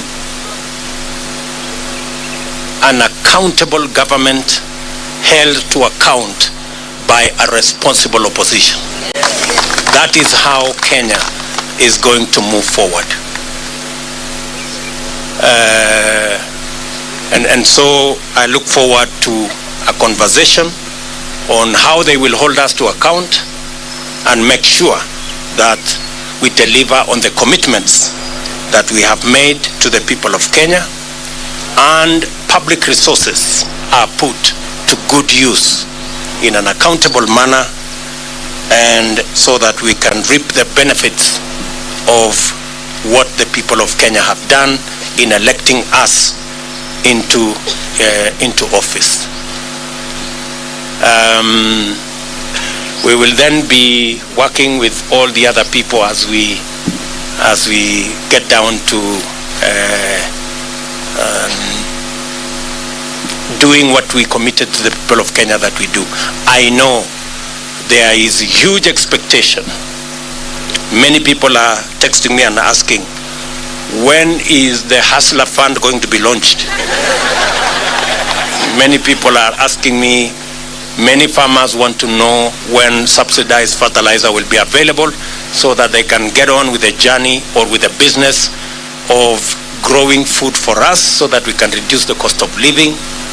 Many farmers are asking when we are going to begin the journey on agro-processing and value addition.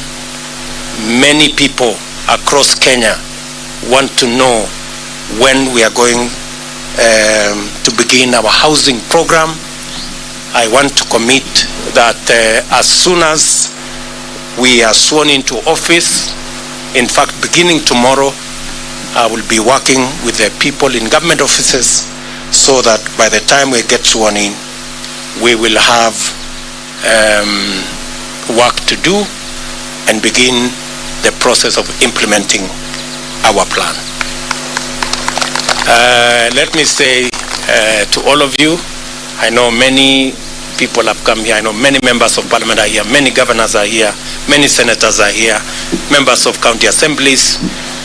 Let me take this opportunity in a very special way to recognize our legal team, led by Senior Counsel Fred Ngatia and Senior Counsel Kioko Kilukumi and Senior Counsel Kiragu and of course my chief agent and team leader of the legal team, Professor Abraham Kithure Kindiki. And all the senior lawyers here, let me not mention all their names. We had the best legal team anybody could assemble.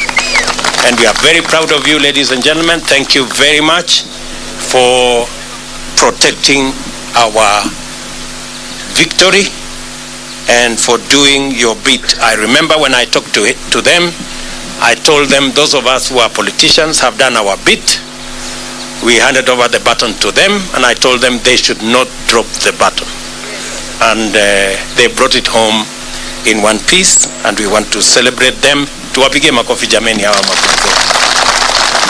Let me also say, for good record, that these great men and women, our legal team, volunteered their services for free.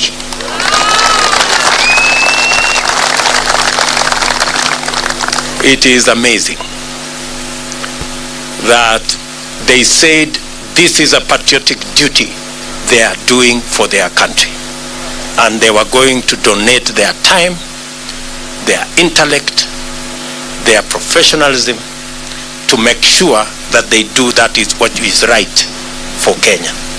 Ladies and gentlemen, I sincerely appreciate on behalf of the Kenya Cancer team your sacrifice, your contribution, and your commitment to this journey. Asanteni sana. Of course, there are many volunteers.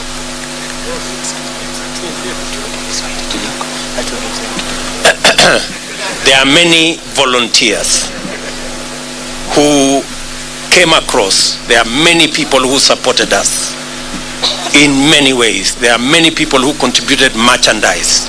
Many people contributed resources of all types, merchandise, airtime,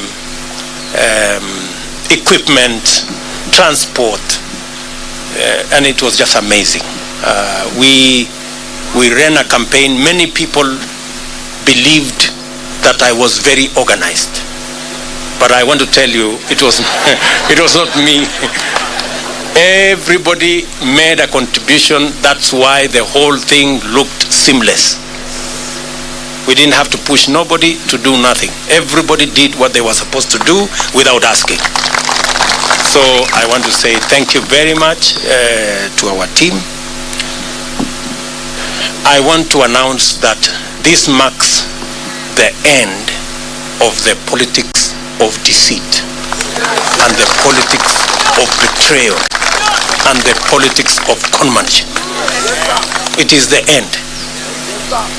We want the politics of the Kenya of the future. Every leader must be held to account on what they say, and they must match what they say with what they do. I promise you, ladies and gentlemen, that with the opportunity God has given us, we want to have a country based on the rule of law. As my deputy has said, the criminal justice system will be reserved for fighting criminals and criminality, and making sure that public resources are protected and criminals are brought to book. The criminal justice system will never be used again for political reasons.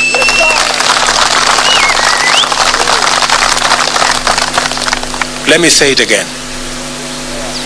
The criminal justice system will never be used again against those who have a contrary view, political view to ours. I want our competitors to rest assured that though the rest of us have been subjected to threats, blackmail, intimidation, and unnecessary fights, I commit that under our administration, nobody will be vilified or victimized or prosecuted for holding a contrary political view from ours. This is a democratic country, and we want to remain so.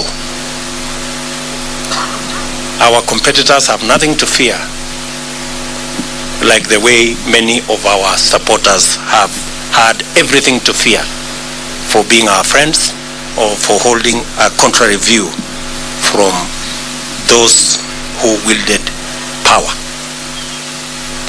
So, and as I have said, we will respect our President, Uhuru Kenyatta, in his retirement. We will give him the respect and dignity a former head of state deserves. We are honorable people. We are not petty, and we are not jealous. He has done a good job, and he will have his place in the history of Kenya. So nobody should peddle any falsehoods or that we harbor anything against the President of Kenya. When our good friend Raila Odinga retires also, we will give him the respect he deserves as a Kenyan leader who has made a huge contribution to the democracy of our nation, and every other leader that deserves respect. So to all our friends out there, we want to grow a nation.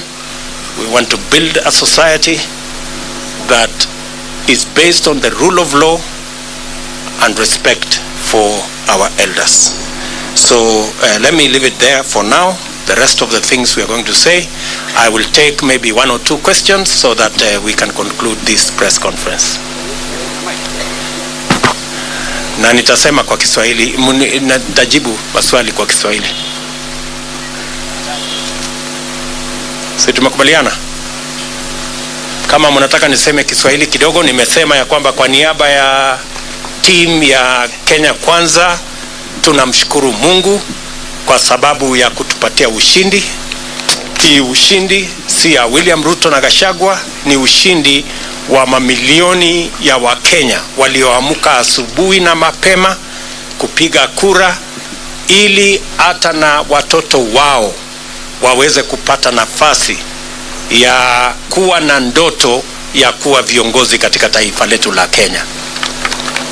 Nimesema vile vile ya kwamba tunawashukuru wale wote, hasa IEBC ambayo ilisimamia uchaguzi katika taifa letu la Kenya. Mbali na changamoto za makomishona ambao waligawanyika pale mwisho, IEBC ilifanya uchaguzi ambao ulikuwa wa huru na haki, na kila Mkenya ametosheka. Ma-MCA wamechaguliwa, wabunge wamechaguliwa, maseneta wamechaguliwa, magavana wamechaguliwa, na leo mahakama ya upeo imeidhinisha uchaguzi wa rais pamoja na naibu wa rais, kumaanisha kwamba IEBC ilifanya kazi ya muhimu na nimesema shujaa wa uchaguzi huu ni Wafula Chebukati na makamishna waliohakikisha ya kwamba uchaguzi huu haujapatilishwa na watu ambao walikuwa na njama ya kuharibu uchaguzi wetu. Nimesema vile vile tutapata nafasi kama viongozi kuongea na rais wetu ambaye anaenda kustaafu ili tuweze kupanga mambo ya kukamilisha succession kwa njia na taratibu ambayo iko na heshima. Na nimesema vile vile kama vile tuko na desturi kama taifa, viongozi wetu wote wale ambao ni elders wa taifa letu, viongozi wanaostaafu kama rais, watapata heshima na watapata haki yao katika mahali pa heshima katika taifa letu la Kenya, na hakuna wasiwasi yeyote kwa mtu yeyote kwamba kutatokea na jambo lolote. Yale ambayo yamefanyika, Waswahili wanasema yalindwele, tugange yaliyomo na yajayo, na hivyo ndivyo tutakavyofanya. Tumekubali vile vile ya kwamba kamwe criminal justice system katika taifa letu la Kenya haitatumika kuendesha mambo ya siasa katika taifa letu la Kenya. Wanasiasa wote wako na huru wakuwe na msimamo tofauti tofauti ya kisiasa bila ya kujali ya kwamba watashurutishwa, watalazimishwa, watafunguliwa mashtaka yasiyo na maana. Hiyo haitafanyika katika taifa letu pale tukiwa viongozi katika taifa letu la Kenya. Wananchi wengi wamehangaishwa, wamesumbuliwa, wamefanyiwa mambo mengi kwa sababu ya misimamo yao ya kisiasa, na tumesema haya mambo tutayakomesha. Tunataka kuwa na nchi ya demokrasia, mahali maoni ya kila mtu ni ya muhimu na hakuna mtu atashurutishwa kuwa na msimamo mmoja ama msimamo mwingine. Any questions, good people? Thank you very much. I don't think you have any questions. Uko na swali ya kusema nini? Sema jina. Thank you so much, Your Excellency. Congratulations on your win. My name is Ibrahim Karanja. I work for NTV. Yes, you have repeatedly said during the time the IEBC declared you as a winner, and even now when the Supreme Court has upheld your win, that you will work your government and with the opposition to the extent that it remains in the opposition. From where you sit, how should Kenyans take then your move of incorporating members of parliament who were elected in what were opposition parties in the election? Thank you so much. Thank you very much. You know, as I have said, there are many people who today are in Azimio, not because they want to be.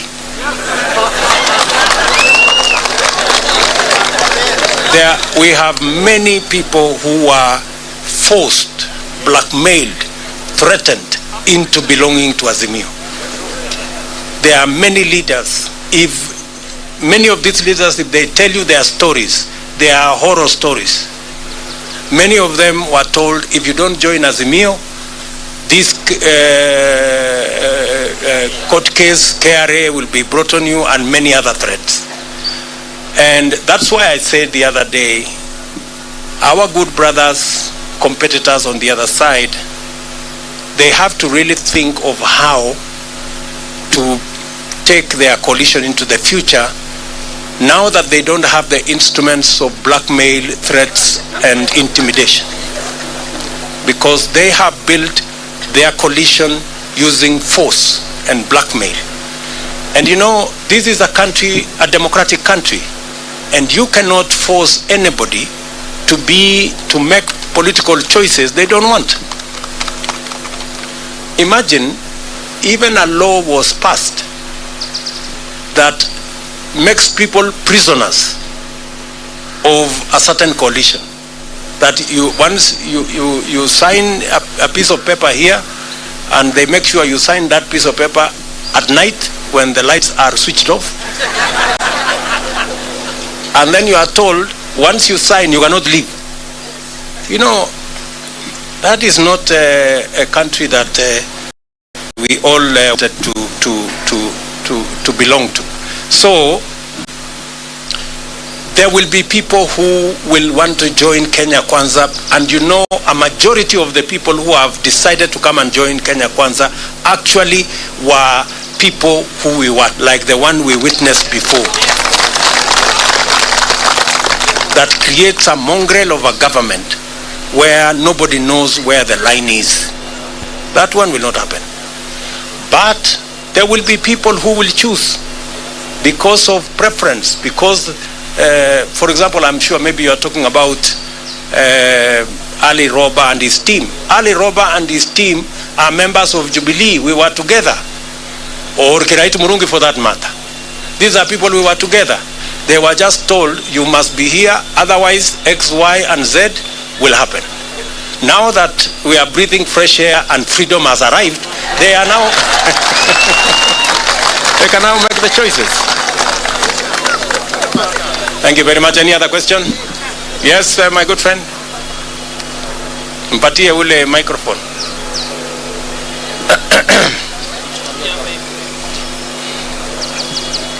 Congratulations, Sir President William Ruto. Asante. My name is Kevin Mihona from Mwangaza TV. Yes. Your Excellency President, there are young men like us who had some different thought about the verdict of this ruling with the court. What would be your encouragement to them? They are burning. I've been from the streets of Nairobi and some of them are burning. Kindly tell them a word of hope. Thank you. As I have said, two things. We are a democracy. And in a democracy, the majority have their way, the minority have their say. Number two, I have said here, the administration we are going to run is the administration that is going to serve all Kenyans, irrespective of whether they voted at all or whoever they voted for. We are going to serve the people who voted for us and those who did not vote for us, because we are going to run the government of Kenya. And the government of Kenya is going to be the government of Kenya for all Kenyans. So they have absolutely nothing to worry. Nothing to worry. We are going to serve all Kenyans equally. Yes?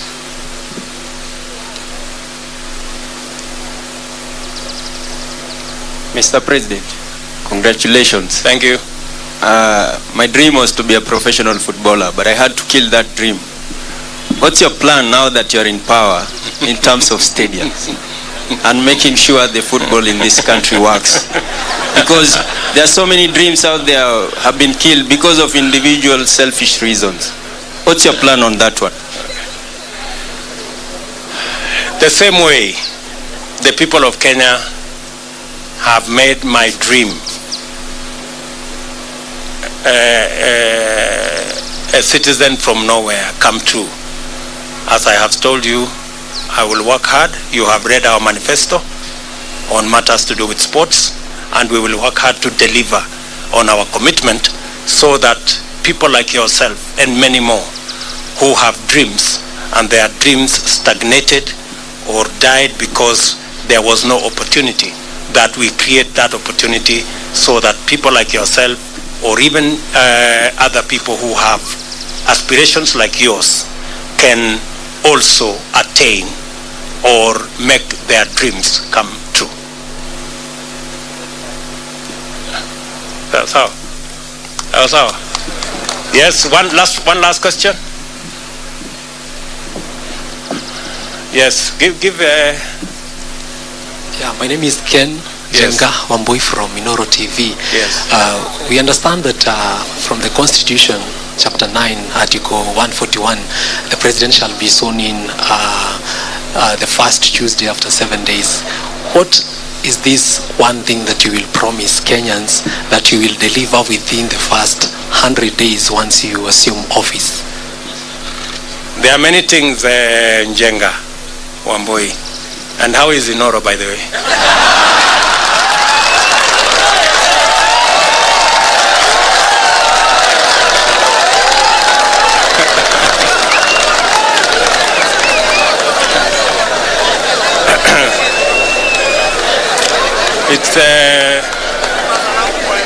it's good to have you around. And I want to promise you that you will be treated equally like all other Kenyans. I know sometimes people think the people who really fought hard against us that we have grudges. We don't. We are Democrats, and we will work together. However, your question on the first 100 days, let me not say it today. I will be making a statement on my inauguration. Just be patient kidogo. Sawa bwana Njenga. Asante. One last one. Where are my good friends from Citizen?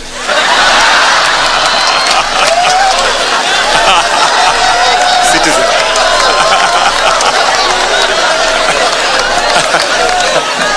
No, it was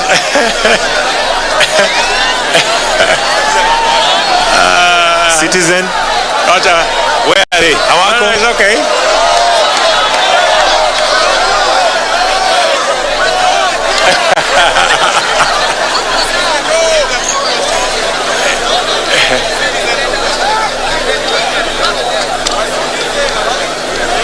Yes. Congratulations on your win, Mr. President. My name is Brenda Wanga from Citizen TV.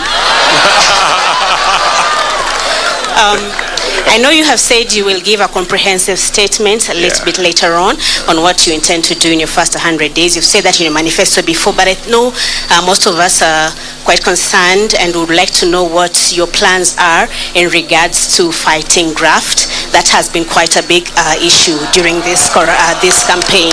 Thank you. Thank you very much. Thank you very much. I think it's a fair question. And how is my good friend Leto, by the way?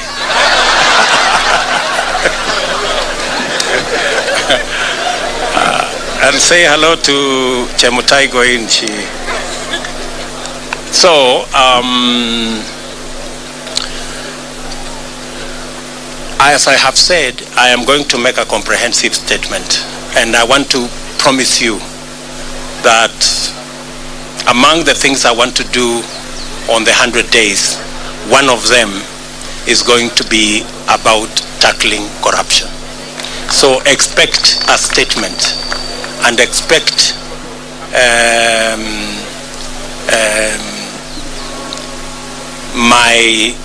there are two things that I said in the manifesto.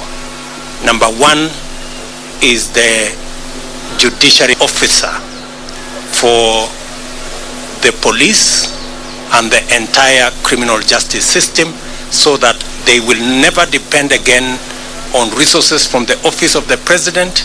They will have their own independent budget and an accounting officer, so that they can go after anybody that is involved in graft or in wastage or in theft without getting permission from the office of the president. We will treat those institutions as the Constitution expects us, as independent institutions. But I'm going to make a statement about on that, or as among the things that will be in my 100 days to do list. Sawa, very good. Otherwise, I think we can leave it there for today. Mimi nataka ni waambie asante sana for coming. All the good friends from the media, thank you very much. We're going to be sharing information with you as often as we can. And I am just requesting that let's put the campaign behind us and let us look into the future together. We may all have supported different candidates, but the people of Kenya have made a choice. Sindio? Si sasa tujipange tu kwenda mbele pamoja. Bas, asanteni sana na watakia baraka ya Mungu. Thank you. All right, kindly let's remain seated. Kindly let's remain seated for a minute. Would just like to have a few photographs, Your Excellency, with your permission. Live from the DP residence in Karen here in the county of Nairobi, President-elect William Ruto, in his first speech since the Apex Court affirmed his win a couple of hours ago, and perhaps to fast track to what he has been talking about, we'll be delving into that much with my colleague Regina Manyara. We are also joined by Advocate of the High Court Gibson Gisore and a constitutional lawyer Henry Kurauka. Very quickly, some of the things that he has been able to point out, and it's a question that we very well knew in the media it's gonna be there. That is, what do you intend to do in the next 100 days? And he has, of course, he has been tight-lipped a little, but he has broken the ice. They are talking about tackling corruption will be the first, and we expect a much comprehensive report. But something that he has said, and I know quite well, will identify with you two, my good learned friends, is the judiciary fund. This is something that we've had for a very long time, and he has talked about accountability for the police and also the criminal justice system. They will have their own, they will be more or less autonomous, and they will have their own budget so that they do not rely on the executive. A very quick one, Kurauka. Yes. What do you make of the DP of the president-elect now? Yes. Speech, yes. And in particular in actualizing the judiciary fund? Yes, thank you very much. The speech is wonderful. I believe we expect more on the 13th. Now, on judiciary fund, it was introduced in our constitution in 2010, and it has taken many years, more than a decade, to actualize it. We cannot talk of judiciary's independence without financial independence. We have other forms of independence, like the way we have seen our Supreme Court and other courts do. There are other independence, like administrative, without interference with any other organ. Presidency is actually a very important arm of government, because the president is the epitome of national unity. A lot of things will be said by our president-elect, but let me say this. Yes, it may be easy to promise when we are campaigning, but when it comes to actualizing, it may not be practical to actualize some of these things within 100 days, because there are many other institutions that need to put input into it. For example, fighting corruption. There are more than 10 institutions that must be involved. Some of them are independent, like courts.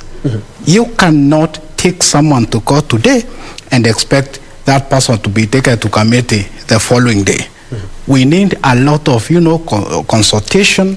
We cannot even borrow from other jurisdictions. For example, China has been able to handle corruption very well. When it comes to criminal justice, that our president-elect has, put very well, we can borrow leaf from countries like the Netherlands, which has a very good criminal system, whereby before people are taken to court, there are 99.9% that a case will be sustained.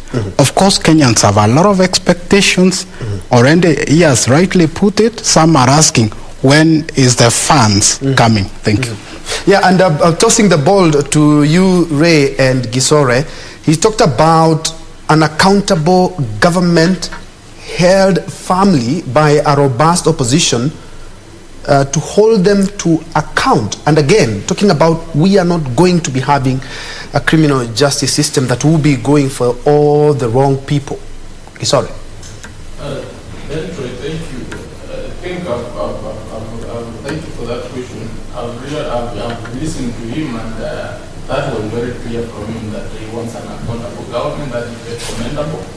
For him, from what I've heard, is visualizing a government which is... Before we hear from you, Council there, we want to take you to some live pictures that you see on screen there. We have a combination of what is happening at the DP residence now, that's the president-elect residence there, as well as Sugoi. in Eldoret, which happens to be in Uasin Gishu County. And allow me to come in with some of the things that have been mentioned. Kurauka, he has mentioned very quickly, the electoral process is done and dusted. Now we should embark on nation building. That's a very strong statement if you ask me, because after every election cycle, the country just has a break or something, and then we go back to politicking again. And now he wants us to put all that behind and focus on nation building. And again, the handshake question has popped up. He said, yes, we're going to work together, but no handshake as witnessed before. Quite a strong statement. Very well. Already we have several handshakes since the results were announced. If I go by what I have been but be very sincere, it is practically impossible to govern this country without some form of handshake. And that's why I commend our president-elect for embracing leaders like my senior Kiraitu Morongi and the other leaders. Of course, we expect more of these, working together relationships. They may not be really handshake, but it can be a version of the same. But what I would like to say is that, yes, we need a robust and effective opposition. For that to happen, we need legal reform, because the laws we have cannot create the opposition that was contemplated in now and de facto BBI. But let me say this as well. What is very important right now is national unity. We have no space to have chaos or infighting, and I think we Kenyans, being the supreme power of this country, as per the Constitution, Article 1 of the Constitution, we are not ready to fight each other because of politics or whatever results from politicians. And we want to embrace peace, amani, peace, amani, all through. And my take on what the president-elect has said, that everyone will be, or any other, you will be viewed in the same eyes before the law, and you will enjoy all the rights and benefits as a Kenyan. All right, and we will be delving into that more a little bit later. But as we were having the president-elect speak for the first time since the court affirmed his win, we also had a parallel interview where IEBC chair Wafula Chebukati was having a presser at his office, 21st floor of the anniversary towers. This is what he had to say.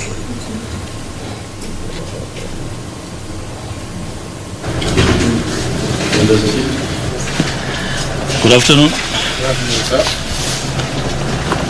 For peacefully exercising their democratic right to vote on the 9th of August in accordance with Article 38 of the Constitution of Kenya 2010.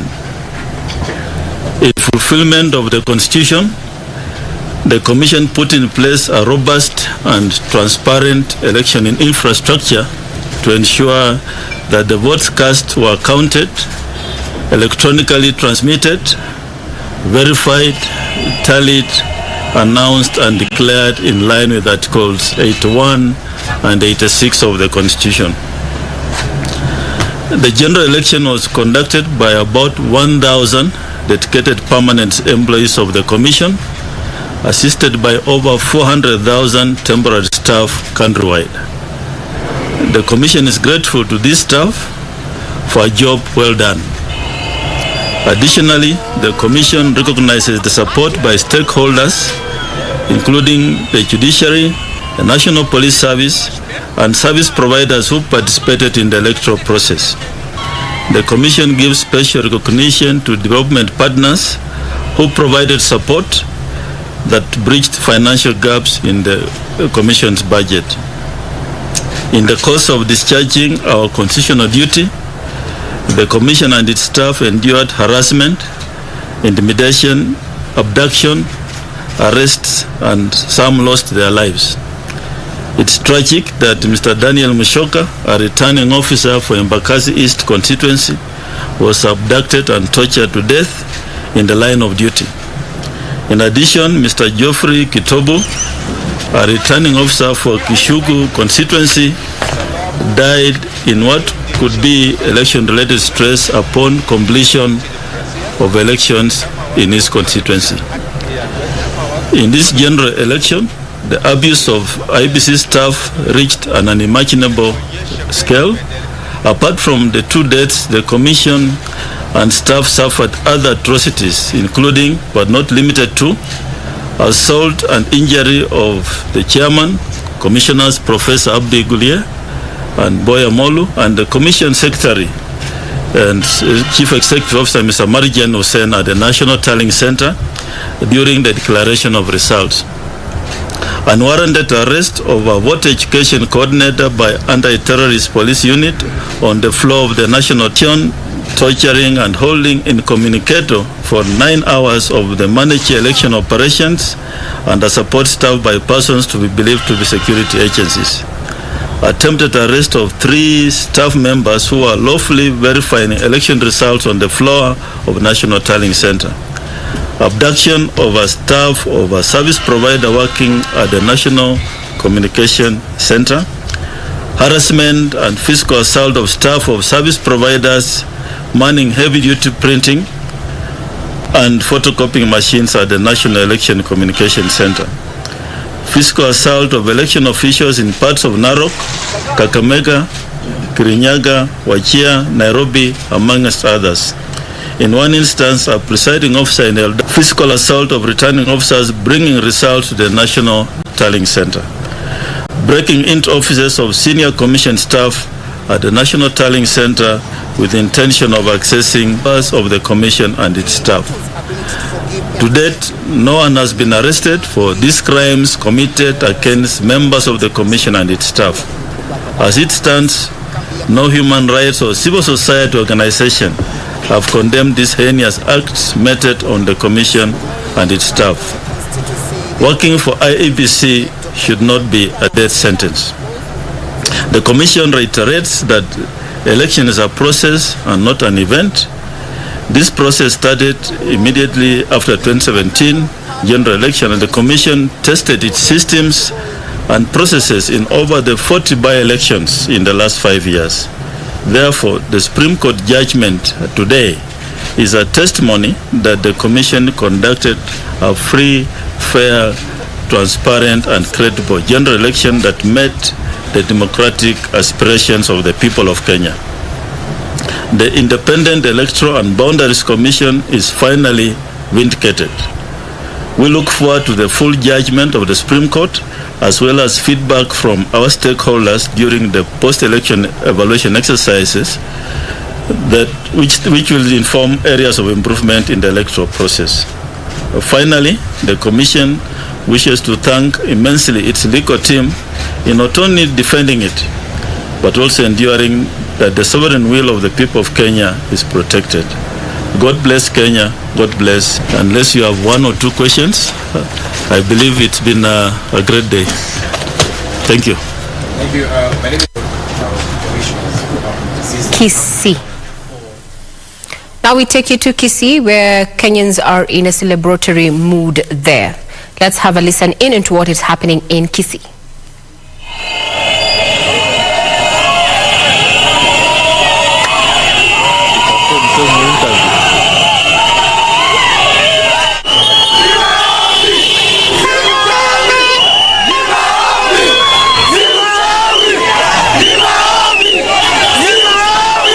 Sisi kama wananchi wa Kisii, vile mnavyoona, wananchi wametoka, biashara zinaendelea, wananchi wanasherehekea kwa amani, hakuna vurugu yoyote. Tunaomba amani iendelee. Na kama kanisa kutoka Kisii na wote ambao tuliopiga kura, leo tunasherehekea ushindi wa mheshimiwa wetu ambaye ni rais mteule William Samuel Ruto. Kanisa letu, kanisa lote Kenya, tunashukuru kwa sababu kanisa limetulia, kanisa limeomba na kanisa limeonekana kwa wakati huu. Mungu sana kwa ajili ya mama Martha Koome kwa ile decision wamefanya, wamefanya haki kwa mwana Kenya ambaye tuliamka asubuhi tukapigia hasara kura. Tuko na furaha ya kwamba haki imefanyika katika nchi yetu ya Kenya. Tunataka kuambia watu wetu wote tusherekee kwa amani.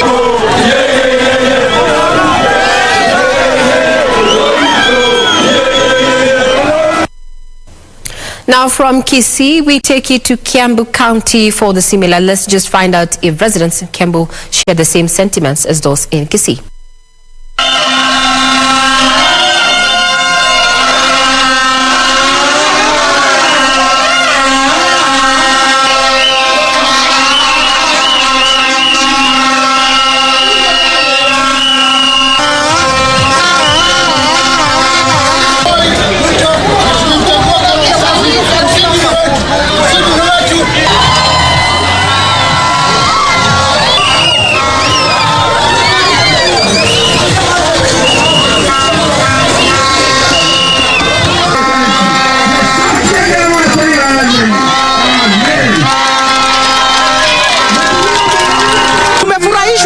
Uamuzi wa koti kuamua ya kwamba William Samoei Ruto ndiye atakuwa rais wa Jamhuri ya Kenya.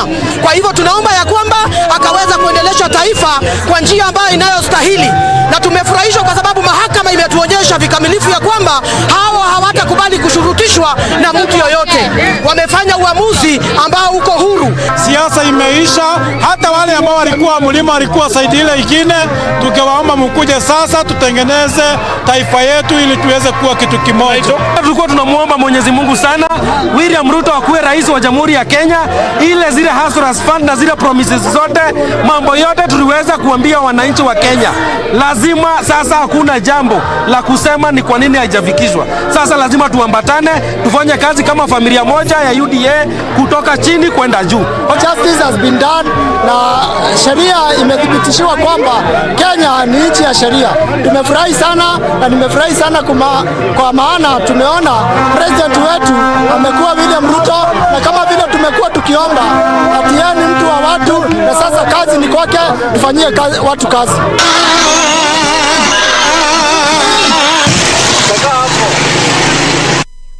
Take you to Wajir to try and see if the residents there have received this news with jubilation or not. Here's Wajir.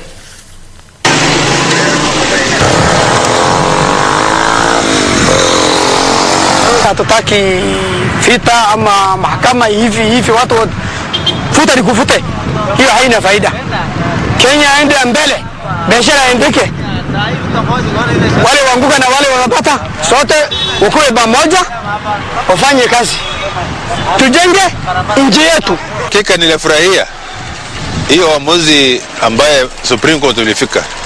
Hiyo ni kuonyesha Kenya imeendelea kwa kila njia na kuna haki pia, kwa sababu hiyo ni dirisha ya kwamba ulimwengu mzima Kenya nchi demokrasia, kama mtu kwa lolomisha ana haki ya kwenda, na tuna majaji ambao wanaangalia kitu kwa haki.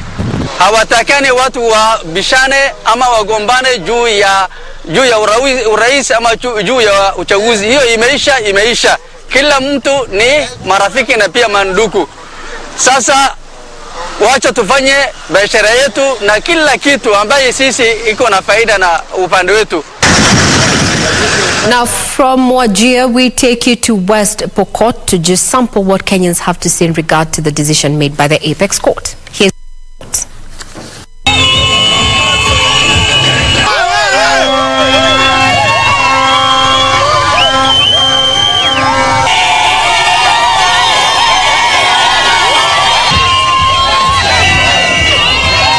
Kwanza ni kushukuru Mwenyezi Mungu kwa yote ambayo imefanyika siku ya leo. Ya pili, tunawashukuru wale churches ambao walifanya hii kazi. Na zaidi ya yote tunamshukuru rais wetu mteule Ruto kwa kukaa na kuomba Mungu. Nashukuru Mungu kwa kumpatia Martha Koome hekima na maarifa. Tunataka amani katika Jamhuri ya Kenya. From West Pokot, we want to take it to Kibra, right here within Langata constituency and Nairobi. Here are the sights and sounds from Kibra.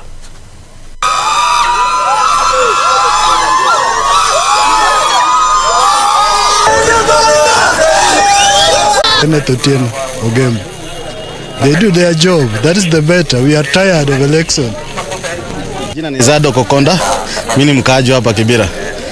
Sisi wakaaji wa Kibera tumefurahia na huu uchaguzi venye majaji wameamua na venye wametuambia kiongozi wetu ni William Samoei Ruto. Tumefurahi kwa sababu yeye ndio tulivotia. Ni hayo ndio maoni yangu. Majina ni Tunda Winisho. Mimi nasema watu wa move on tu juu ishakuwa. Asikubali kushinda si mshindani. Kwa hivyo tu move on, tuendeleze Kenya, tuendeleze uchumi. Ni hivyo tu. Mimi ni Joseph Masika. Nimefurahia sana kwa uamuzi ambayo imefanyika. Kama wananchi tuwe kitu kimoja, tuendelee na maisha. Maana hakuna mtu atakuletea chakula kwa mlango. Wewe pamoja na mimi ni majirani, tuendelee kuwa na amani. Mimi naitwa Geoffrey Beth. So kama kotini ameamua hivyo, tutakubali tu. So naomba wa Kenya kaaji wa hapa Kibera, malilio yetu na maombi yaliyo watakatifu yamesikika. Ruto ameangaishwa, ameenda mpaka mahakamani, imekuwa proved, kila kitu iko sawa. Kwa hivyo wa Kenya tumetoka katika minyororo ya wafungwa, tuko sasa uhuru. Mungu ametusikia na freedom has come to the country. Jina ni Elias Mkoyani. Mimi kile naomba tu kwa serikali yetu ambayo imeingia saizi, mahakama imefanya mambo yao na washughulikie maslahi wa wananchi ambao wako chini, especially unga imenini sana, imepanda sana, na pia upande ya masomo watu waangalie. Kibera tunaumia sana upande ya masomo. Mambo ya CBC imekuja, inabidi mzazi huyu mmoja ndiye anatafuta hasoli ya kula na pia anatafuta hasoli ya wanafunzi, so watushughulikie upande wa wanafunzi pia. Kuendelea mbele, wataangalia vile watafanya economy ya Kenya iwe sawa kwa mwananchi mdogo. Mwananchi mdogo anaumia sana. Wananchi vyakula imeongezeka sana, tunataka vyakula ishuke. Hiyo ndio wananchi wanataka, mambo mengine hatutaki. Hiyo yajua hatujui hata. Kwa majina naitwa Henry Mutu. Ninashukuru kwanza Mungu kwa maana ametupatia amani. Tumeomba sana amani imedumu Kenya, na washukuru wa Kenya kwa kudumisha amani. Na pia Supreme Court tumeona vile imekata hiyo case, na sababu kwa mashindano mpaka kuwe na mshindi na mshindwa. Kwa hivyo yangu ni kusema mwenye ameshinda ongera, mwenye ameshindwa atii, alafu tuungane tujenge Kenya.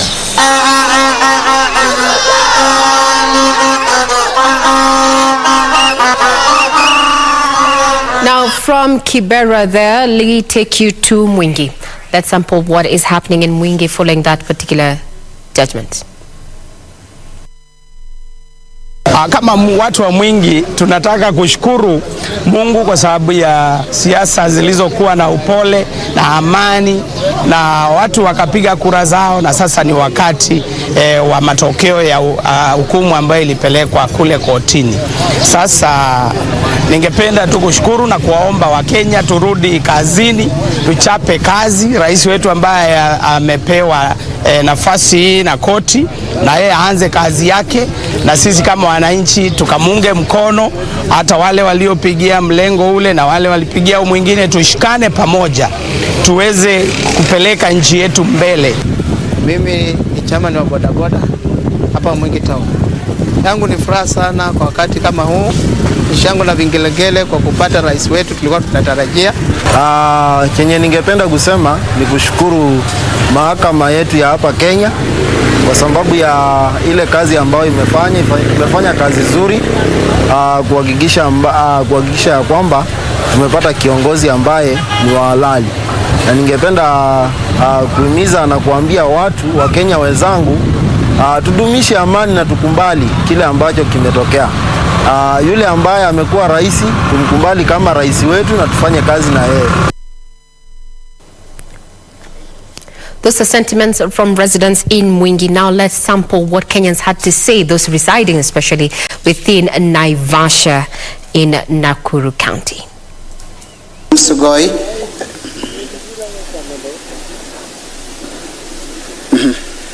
Okay.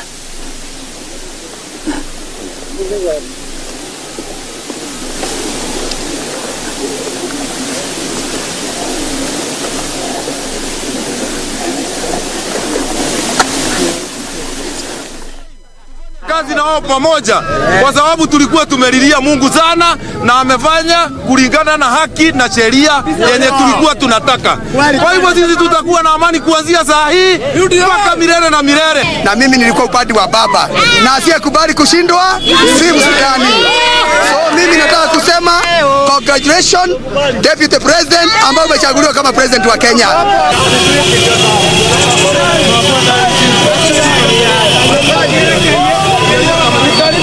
Those are sights and scenes from Naivasha there in Nakuru County. Now we want to take you to Uasin Gishu County and in particular to Sugoi, where my colleague Timothy Kipnusu is on ground. Good evening, Timothy.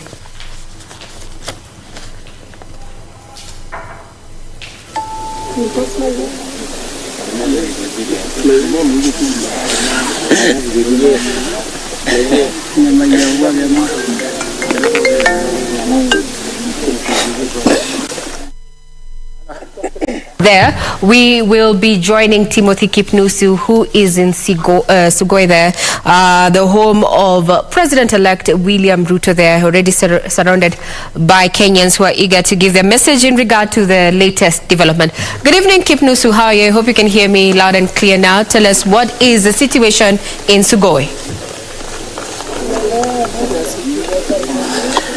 A very good evening to you, Regina Manyara, back there at the broadcasting house in Nairobi. Yes, indeed, I'm still pitching camp here in Uasin Gishu County, the political bedrock of the President-elect William Ruto. Actually, I am at Ruto's residence here in Sugoi, and celebrations were underway a few minutes ago. A number of residents who had gathered here to celebrate the announcement of proclamation from the 7-judge bench were here, and the celebration was immense, the excitement was immense, and just before we managed to make our way here in Sugoi, a number of areas, particularly in the CBD, was you cannot move. Transport was really paralyzed because a number of residents took to the streets to celebrate. It was pomp and color, celebrating the son of the soil, Dr. William Samoei Arap Ruto, after the judgment made by the Supreme Court judges. And just to paint a picture, I'm joined by a number of residents, including elected leaders who are here together with residents to celebrate the victory from the 7-judge bench after they have affirmed the President-elect win, William Samoei Arap Ruto. Many thanks indeed for joining us. Actually, is Nicholas Bitok, the area member of County Assembly for Tapsagoi ward, the ward where Ruto comes from. Many thanks indeed for joining us. How do you make the assessment of the judgment from the Supreme Court? Who made the decision today? Kwanza nashukuru, mimi naitwa Nicholas Bitok Rende, MCA at Tapsagoi ward. Hapa penye nyumbani kwa President elect. Tunashukuru sana kwa judgment ambayo imefanyika siku ya leo. Imeonyesha kuwa ilikuwa uwazi na walifanya kazi jinsi sheria inavyotakikana, kwa sababu kwa kweli hakukuwa na kesi. Ruto aliweza kushinda kinakaubaga. Tunafurahia sana judgment bench ya watu 7 ambaye wote 7 walikubaliana kuwa President William Samoei Ruto ndiye aliyechaguliwa na wananchi, na yeye ndiye anastahili ushika usukani ya urais katika Kenya, taifa letu la Kenya. As a leader who is elected here in Tapsagoi ward, what are your expectations under the administration of William Samoei Arap Ruto, bearing in mind the country is really grappling with a number of issues from corruption and of course also the high cost of living? What is your expectation au matarajio yako ni yapi? Matarajio yangu ni makubwa sana, kwa sababu mimi mwenyewe namjua Rais Ruto tangia alipokuwa mbunge wetu, akakuwa deputy president, na sasa amepewa usukani kuwa rais. Na matumaini makubwa sana kwa sababu ameweza kuyatatua mambo mengi katika taifa letu la Kenya. So kwa hivyo tuna matumaini mengi, na atayaweza mambo ya economy, mambo mengi, hata ya corruption ambaye mara mingi wamesema kuwa yeye ni corrupt, lakini sisi wenyewe kwa sababu alikuwa mbunge wetu na amekuwa rais wa deputy president wa Kenya, naelewa na kujua kuwa atafanya mambo yatawezekana. Yes. Wenyinyi wanasiasa kila mara mnakuwa wepesi kutoa ahadi mbele ya umma, lakini kutekeleza inakuwa ni donda sugu au ni kitendawili. Kwa mtazamo wako kwamba baadhi tu ya ahadi ambazo wananchi wametoa kwa viongozi nyinyi ambao mmechaguliwa wametoa kwa wananchi, ni nini hasa kinakuwa kigumu kutekeleza ahadi zile? Mambo ya kutekeleza mambo ya ahadi katika uongozini ni mara mingi watu wana mahitaji mengi na mapato ni machache. Kama for example sasa kama ward yetu hii ina mahitaji ya over millions, lakini sasa for example ward allocation ya ward yetu ya Kapsabet tunapata 45 million. So wakati unapanga kusukuma ingine, kuweka kando, kuongeza ingine na kufanya, hauwezi timiza yote kwa safari moja. So inakuanga scarce resources na mambo mengi ambayo tunahitaji tufanye. Thank you so much, Nicholas Bitok, the member of County Assembly Kapsabet ward. I can get a view from the chief or Sugoi chief David Samoei. Actually he has the same name with the president elect. Pengine unahisi vipi kuhusiana na ile uamuzi uliotolewa na majaji wa mahakama ya upeo? Kwanza majina yangu ni Senior Chief David Samoei wa kata ya Sugoi hapa Uasin Gishu. Kwanza kama mkaaji wa hapa tuna furaha nyingi sana kwa sababu koti kuu ama Supreme Court ya siku ya leo imetoa uamuzi ambaye inafanana na ile wananchi walishatoa pale tarehe 9 mwezi huu wa Septemba, mwezi huu wa Agosti wakati wa uchaguzi. Kwa hivyo mambo yalikuwa sawa sawa, muda tu ambayo tulikuwa tunangojea na court time is the best.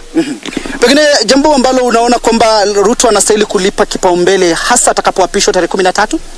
Mambo ni mengi, lakini usalama wa nchi yetu, mambo ya uchumi wa nchi yetu na pia ile ahadi ambazo alitoa kwa wananchi, yeye ni mtu wa kusema na kutenda. Nafikiri mambo yote ambayo walisema katika manifesto yetu ya UDA atimiza kabisa. Kwa hivyo tunaamini yeye ni mtu wa kusema na kutimiza. Asante sana chifu wa eneo la Sugoi. Pengine nizungumze na mmoja wa wanasiasa ambaye amechaguliwa kutoka ward ya Simat kule katika eneo bunge la Kapsabet na kutoka Oscar Sudi. Pengine kwanza kabisa kwa yule ambaye anatizama umevalia mgonda haya, pengine inaashiria nini hasa wakati ambapo eneo hili linasherehekea kutangazwa kwa Ruto kama rais mteule? Asante sana. Kwa majina ni Solomon Limo. Mimi natoka kule Simat Kapsabet ward, sub county ya Kapsabet. Actually siku ya leo tuko na furaha sana. Unavyoona sisi tumefalia hii inaonyesha tumepata ushindi na tuko na furaha sana kama jamii ya Wakalenjin wote. Tuko na furaha sana kwa sababu ukiona tumefalia hiyo ni ishara ya kuonyesha tumepata ushindi. Pengine katika uongozi wa Ruto unatarajia ni nini hata anaweza kufanya ili iweze kuhakikisha kwamba taifa hili linapiga hatua kubwa kwa maendeleo? Asante sana.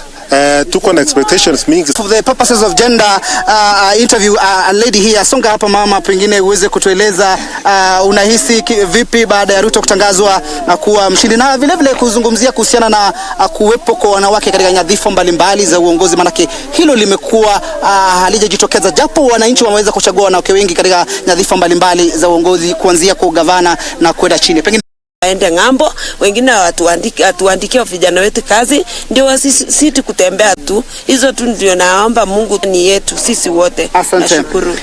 There you have it, Regina. A number of residents and of course also elected leaders they having high expectation from the president-elect William Samoei Ruto, who wants a corruption which is a thorn in the flesh in the country, and of course a number of issues helping the Mama Mboga. Remember, Ruto has been categorical that those are the people that he will be taking keen interest to help and ensure that they really get development or get assisted to put food on the table. And of course we will be here just to paint a picture. A number of elected leaders, I'm told they will be having a function tomorrow to give thanks to God for granting them an opportunity, having their son in the top seat in the land. From me, Timothy Ekipnosu, I hand you back to studio, Regina Manyara.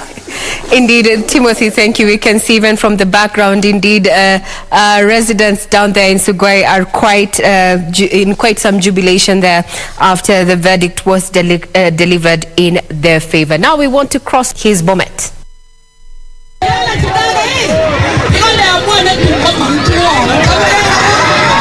There is no loser, kwa sababu watu ambao wamefaidika ni wapiga kura. Wana furaha kwa ile uamuzi ile tumepata kutoka kwa mahakama yetu ya upeo, our Supreme Court, kwa sababu wameamua unanimously 7 out of 7 to upheld the election of our 5th president, none other than William Samoei.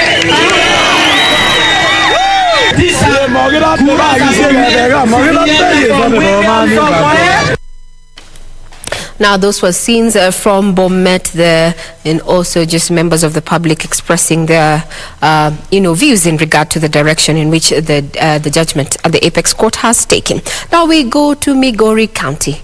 Let's sample also the sights and sounds of Migori.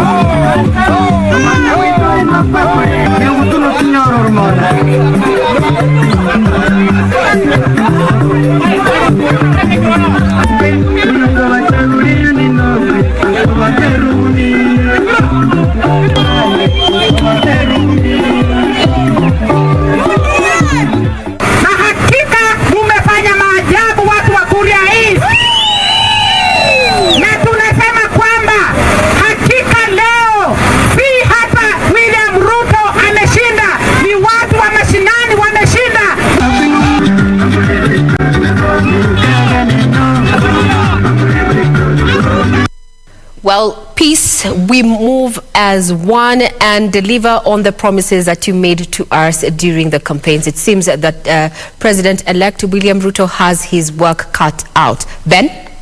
Indeed, Ray, there, and as you can see, Kenyans, just as they voted peacefully, they are celebrating peacefully.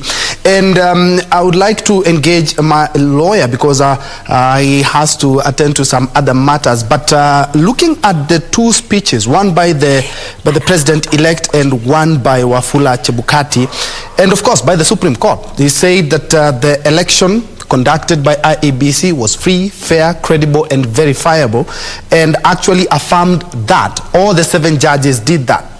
How do you think Wafula Chebukati is feeling at the moment? Because he has overseen 3 elections, twice in 2017 and now 2022, all which were disputed, but the court has vindicated him.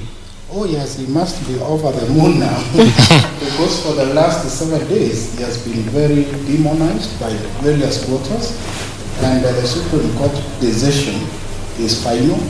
There can be no appeal or any variation. What I'm happy about, and we must say hongera to all Kenyans, everyone wants peace, peace, peace. We be united. We move forward. All right. I'm informed that we have an issue on your with your microphone, but we are gonna get to that. Let me cross over to the other side and get Wakili's sentiment on the same. How is Wafula Chebukati now feeling? From his statement, he talked about a lot was happening behind the curtains, threats, intimidation, and he talked about 2 officials actually died. And something very interesting he mentioned is none of the civil societies came out to condemn that. I don't know whether Wakili's microphone is okay now? All right. Thank you very much. All right, let's hear from Gisore first. Yes, Bentre, you see, Wafula Chebukati was the man who said everybody was scanning for. And the fact that the court has actually exonerated him or didn't quite find him to be guilty of the things that they were asking, I think it's about time we say that he's like that lady who was brought to Jesus for stoning. Jesus started writing the sins and people disappeared. So that is how he should be feeling, that his life has been saved, because the man has really worked. The man has really given his best, but Kenyans cannot be really in a position to say that he has done that, but at least the court found it in his favor. Mm-hmm. That is something which you should give him remorse. He's retiring in January, so you will go home a happy man. Mm-hmm. And he doesn't have another election to run to be accused. So yes, he should be the happiest man. About the civil society bit is quite interesting, because he feels the weight that how is it that everyone cannot be able to see it from my side? Mm-hmm. Everybody should be able to point fingers and say that it's me who is the bad person. And I think he should be the happiest man. He will sleep soundly today. Yes. Wakili. Yes, in my view, Chebukati must be very happy I know, or rather I suspect, he must have applied the Maraga land decision and complied with it to the letter, going by what the judges have ruled. And as I was saying earlier on, the Supreme Court judgment is final. There can be no appeal, there can be no variation, and we have to accept that reality. Every Kenyan must accept that. We now need to move to the next stage of nation building to ensure there is peace. I'm very happy with Kenyans because across the country, including a stronghold of Honorable Raila, everyone says we want peace, we want amani, we want peace and unity. That should be the spirit, because it is a core value under Article 10 of our Constitution, because what is important to us is peace, a peaceful and thriving nation. It is unfortunate that we lost some officers during, in the line of duty. That should never happen again in Kenya. No Kenya should lose life. No Kenya should fight each other. No Kenyan should be injured because of electoral processes. And I think we have really gone, a lot of changes have taken place. We are quite far ahead compared to 2017. And one final one, looking at what IEBC is talking about, and now, yes, we have been given a clean bill of health, and supporters of President-elect are elated and say that indeed we have followed the law and IEBC has been on top of its game. On the other hand, we have supporters of Azimio and Raila Odinga who really take it as a big loss. Yes, indeed it is a loss, but don't we have to look at the other side of how Kenya has won? Because at the end of the day, just as I said earlier on, is that the petitions that Raila has come up with since the year 2013 have worked towards strengthening the democracy and the rule of law. There are so many things. We had a big law lacuna, but now we have some constitutional interpretation brought about by this petition, which will make our electoral process better. We have seen 7 judges today have affirmed that. Going forward, yes, indeed, it is a big loss for Raila Odinga, but a big win for democracy. Yes, true. In my view, as we await for the final decision, which will be quite a number of pages, that judgment will really help us to do a number of things. It will assist our parliament to come up with legislation to improve our electoral processes. Secondly, that judgment will develop our jurisprudence when it comes to electoral matters. Of course, it has a lot of bearing to multiple other petitions relating to other positions. Also for legal education, it will assist us, and for completeness of record. So we need to thank Honorable Raila for taking us through all these petitions. Of course, no person can describe the laws than former Kakamega Senator Malala. And we must thank him. We must say that he has really contributed to development of electoral processes. Finally, on that aspect, I would like the other courts, the judges of the High Court, judges of the Court of Appeal, also to embrace the issues that have been raised by the Supreme Court for consistent jurisprudence on electoral matters. Thank you. Indeed, thank you so much, constitutional lawyer Henry Kurauka. We have been here since morning, and thank you so much for your insight. And just as the president-elect has talked about, thank you so much, because ni kujitolea. He talked about all the lawyers in his legal team. Asante kwa actually had all the time, and they decided to do it for free. Thank you so much for your insight and for your time. Back to you, Gisore. What does it talk about when you talk about the jurisprudence that is the precedent that is set by the petitions that we've had? Because talking about the Honorable Raila Odinga is that in 2013 and 2 in 2017 and 1 in 2022, all presidential elections. And if you ask me, the presidential petitions, not only do they point out some of the issues that we should be looking at as a country, but it will better the jurisprudence. Looking at the 9 issues, and all judges had affirmed. What can we get from this petition that will aid us to make the 2027 election and all the other elections that may come in between far much better than we've ever had as a country? I think for me, I would want to first thank Honorable Raila Amolo Odinga, because it's because of his temerity that we have been able to even be able to celebrate today's judgment the way we have. Because right from 2013, there has been development in terms of jurisprudence at the Supreme Court, that is at the Apex Court, and that has contributed greatly to the changing of our laws to align them with the Constitution. Why I also want to congratulate him further is for having the courage to go to court this time round, because some people could have said, why go to the court? You've been beaten. Why again go to court? But he said, I'm not doing it for Kenyans. I'm not doing it for myself. I'm doing it for Kenyans. And indeed, we have seen that is actually what us. For me, I think, as I said earlier in the show in the morning, the most important thing was my point number 6, where at least even the court itself did realize that indeed the working of IEBC is not in order. It needs to be fixed.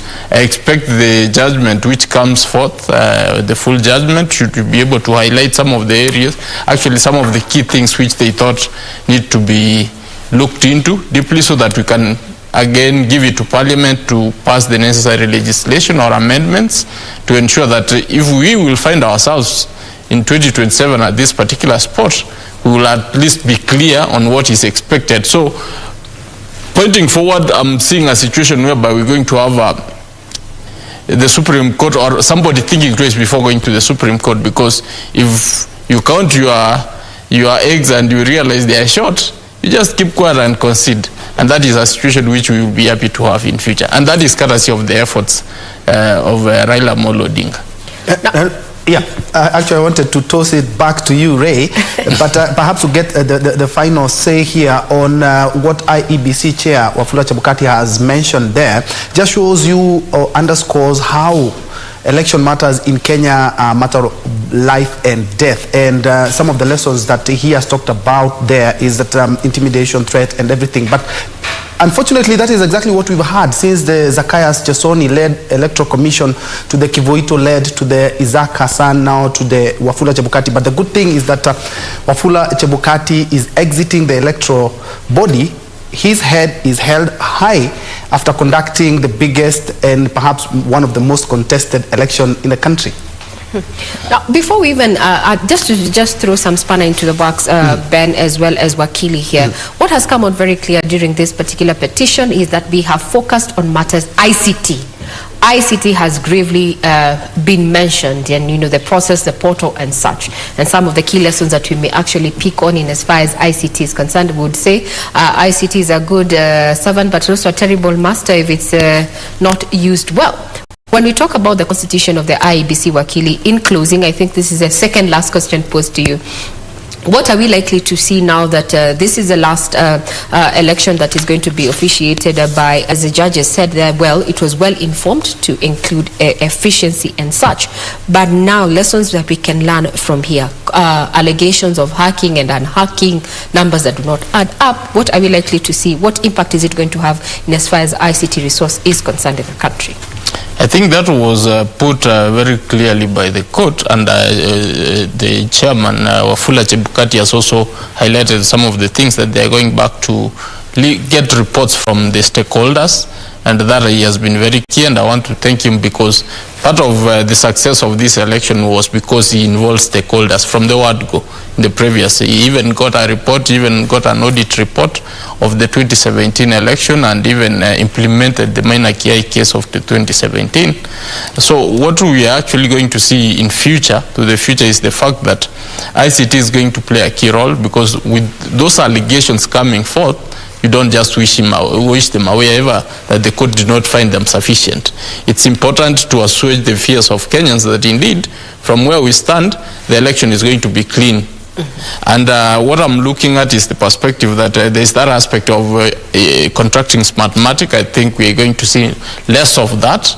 We're going to see an IBC which I'm foreseeing an IBC which will be given enough resources to have their own system here locally, which will comply with our data regulations. Because now, if we are keenly to look at whatever it is that they did with Smartmatic, then we raise the issues. Why did we pass the Data Act 2019? Because if we can be able to violate it by having Smartmatic tell us we cannot give you that data, it does not belong to you. You just voted and that is it. Whatever it is you have in the system, that is all you paid for. Basically, that's what they fell short of telling us. Yeah. That, you know, pesa imeishia hapo. But then we are going to foresee a situation where we are going to have a data center here, an IBC which will be hosting everything from their own conveyance. They have been asking for money to have their own building. I hope they get it this time, and money to set up their own system which they will be conducting. So that if we want to audit it, we audit it from within here. Now, that would be interesting. Sorry. We solve ICT problems solved locally. Yes. Final question. What is your anticipation for a Ruto presidency, borrowing from the speech that he just made this evening? He said he's ready to be held accountable by an opposition, but as it stands right now, we have already seen Kenya Kwanza assimilate a majority of the independent candidates, and from November, yes, he's going to have the majority at least at the National Assembly. Yes, I'm expecting a Ruto presidency which is going to be very vibrant. I'm sure there are people who think otherwise, but I don't myself, because look at the man. He has risen literally from nothing, and we have seen his way up. From the time he was even with Raila Odinga in 2007, he was outside there complaining, but he walked himself out of that. He said, I cannot run for president and be able to come and cry foul.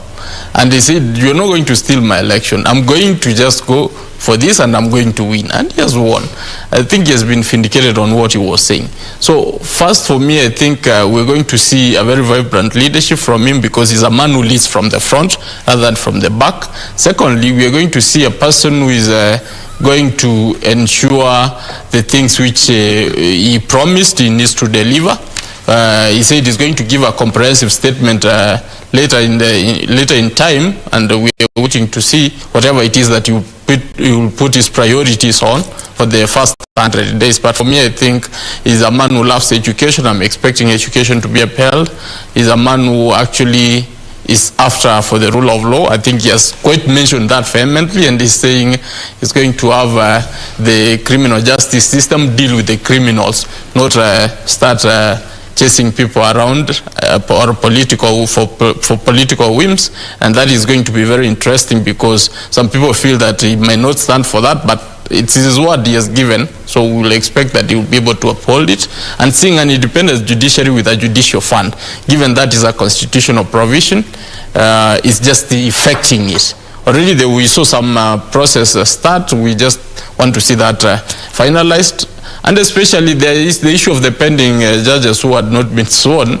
I don't know why people didn't ask that. We should have expected that to come forth, so that he commits himself or says, I'm going to appoint them, or I'm not going to appoint them because of 1, 2, 3. Because under the leadership of Uhuru Kenyatta, we have seen that he has vehemently refused to appoint those judges for reasons which are very personal or particular to him. We couldn't be able to tell, because he has court orders, everything is there. We hope that his leadership will not be able to fall to that particular line. We're also anticipating a situation whereby somebody asked him about the stadiums. He comes from a region where people are pregnant of ideas of running and representing Kenya. We should be able to expect that some stadiums will have to be put up to actually vindicate him from what he had promised under the leadership of Uhuru Kenyatta. And most importantly, first, to start with, he needs to preach peace across the country and bring the country together. That is, I think, that one he doesn't have a choice, because he's a Kenyan president, not Advocate of the High Court there, Gibson Kisare, who has been gracing our studios from crack of dawn this morning. Just helping us understand the legal implications of the decision that has been made by the Apex Court this afternoon. Thank you very much, sir, for your time. We look forward to further engagements. I've been your host, Regina Manyara. Now take it away, Ben Troy. Indeed, thank you so much, and re-echo what you've just said. Is thank you so much for our viewers who have been keeping a keen eye. We are here early in the morning at about 6, and for following up keenly and maintaining peace. I think that's the most important.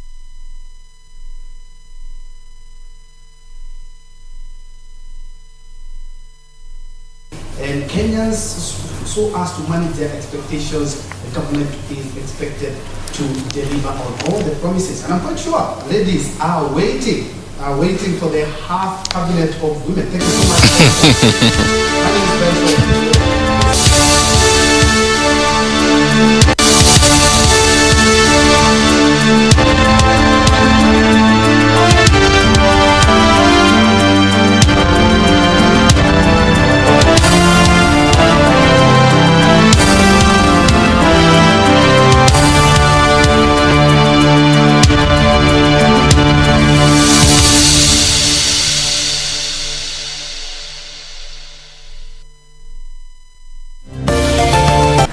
There. Good boys gone bad. Eric Omondi has evolved from being a comedian to now being the king clout chaser. How does a gospel artist make money? Jaguar wept again. Anaweza kuwa celeb, anaweza kuwa na follow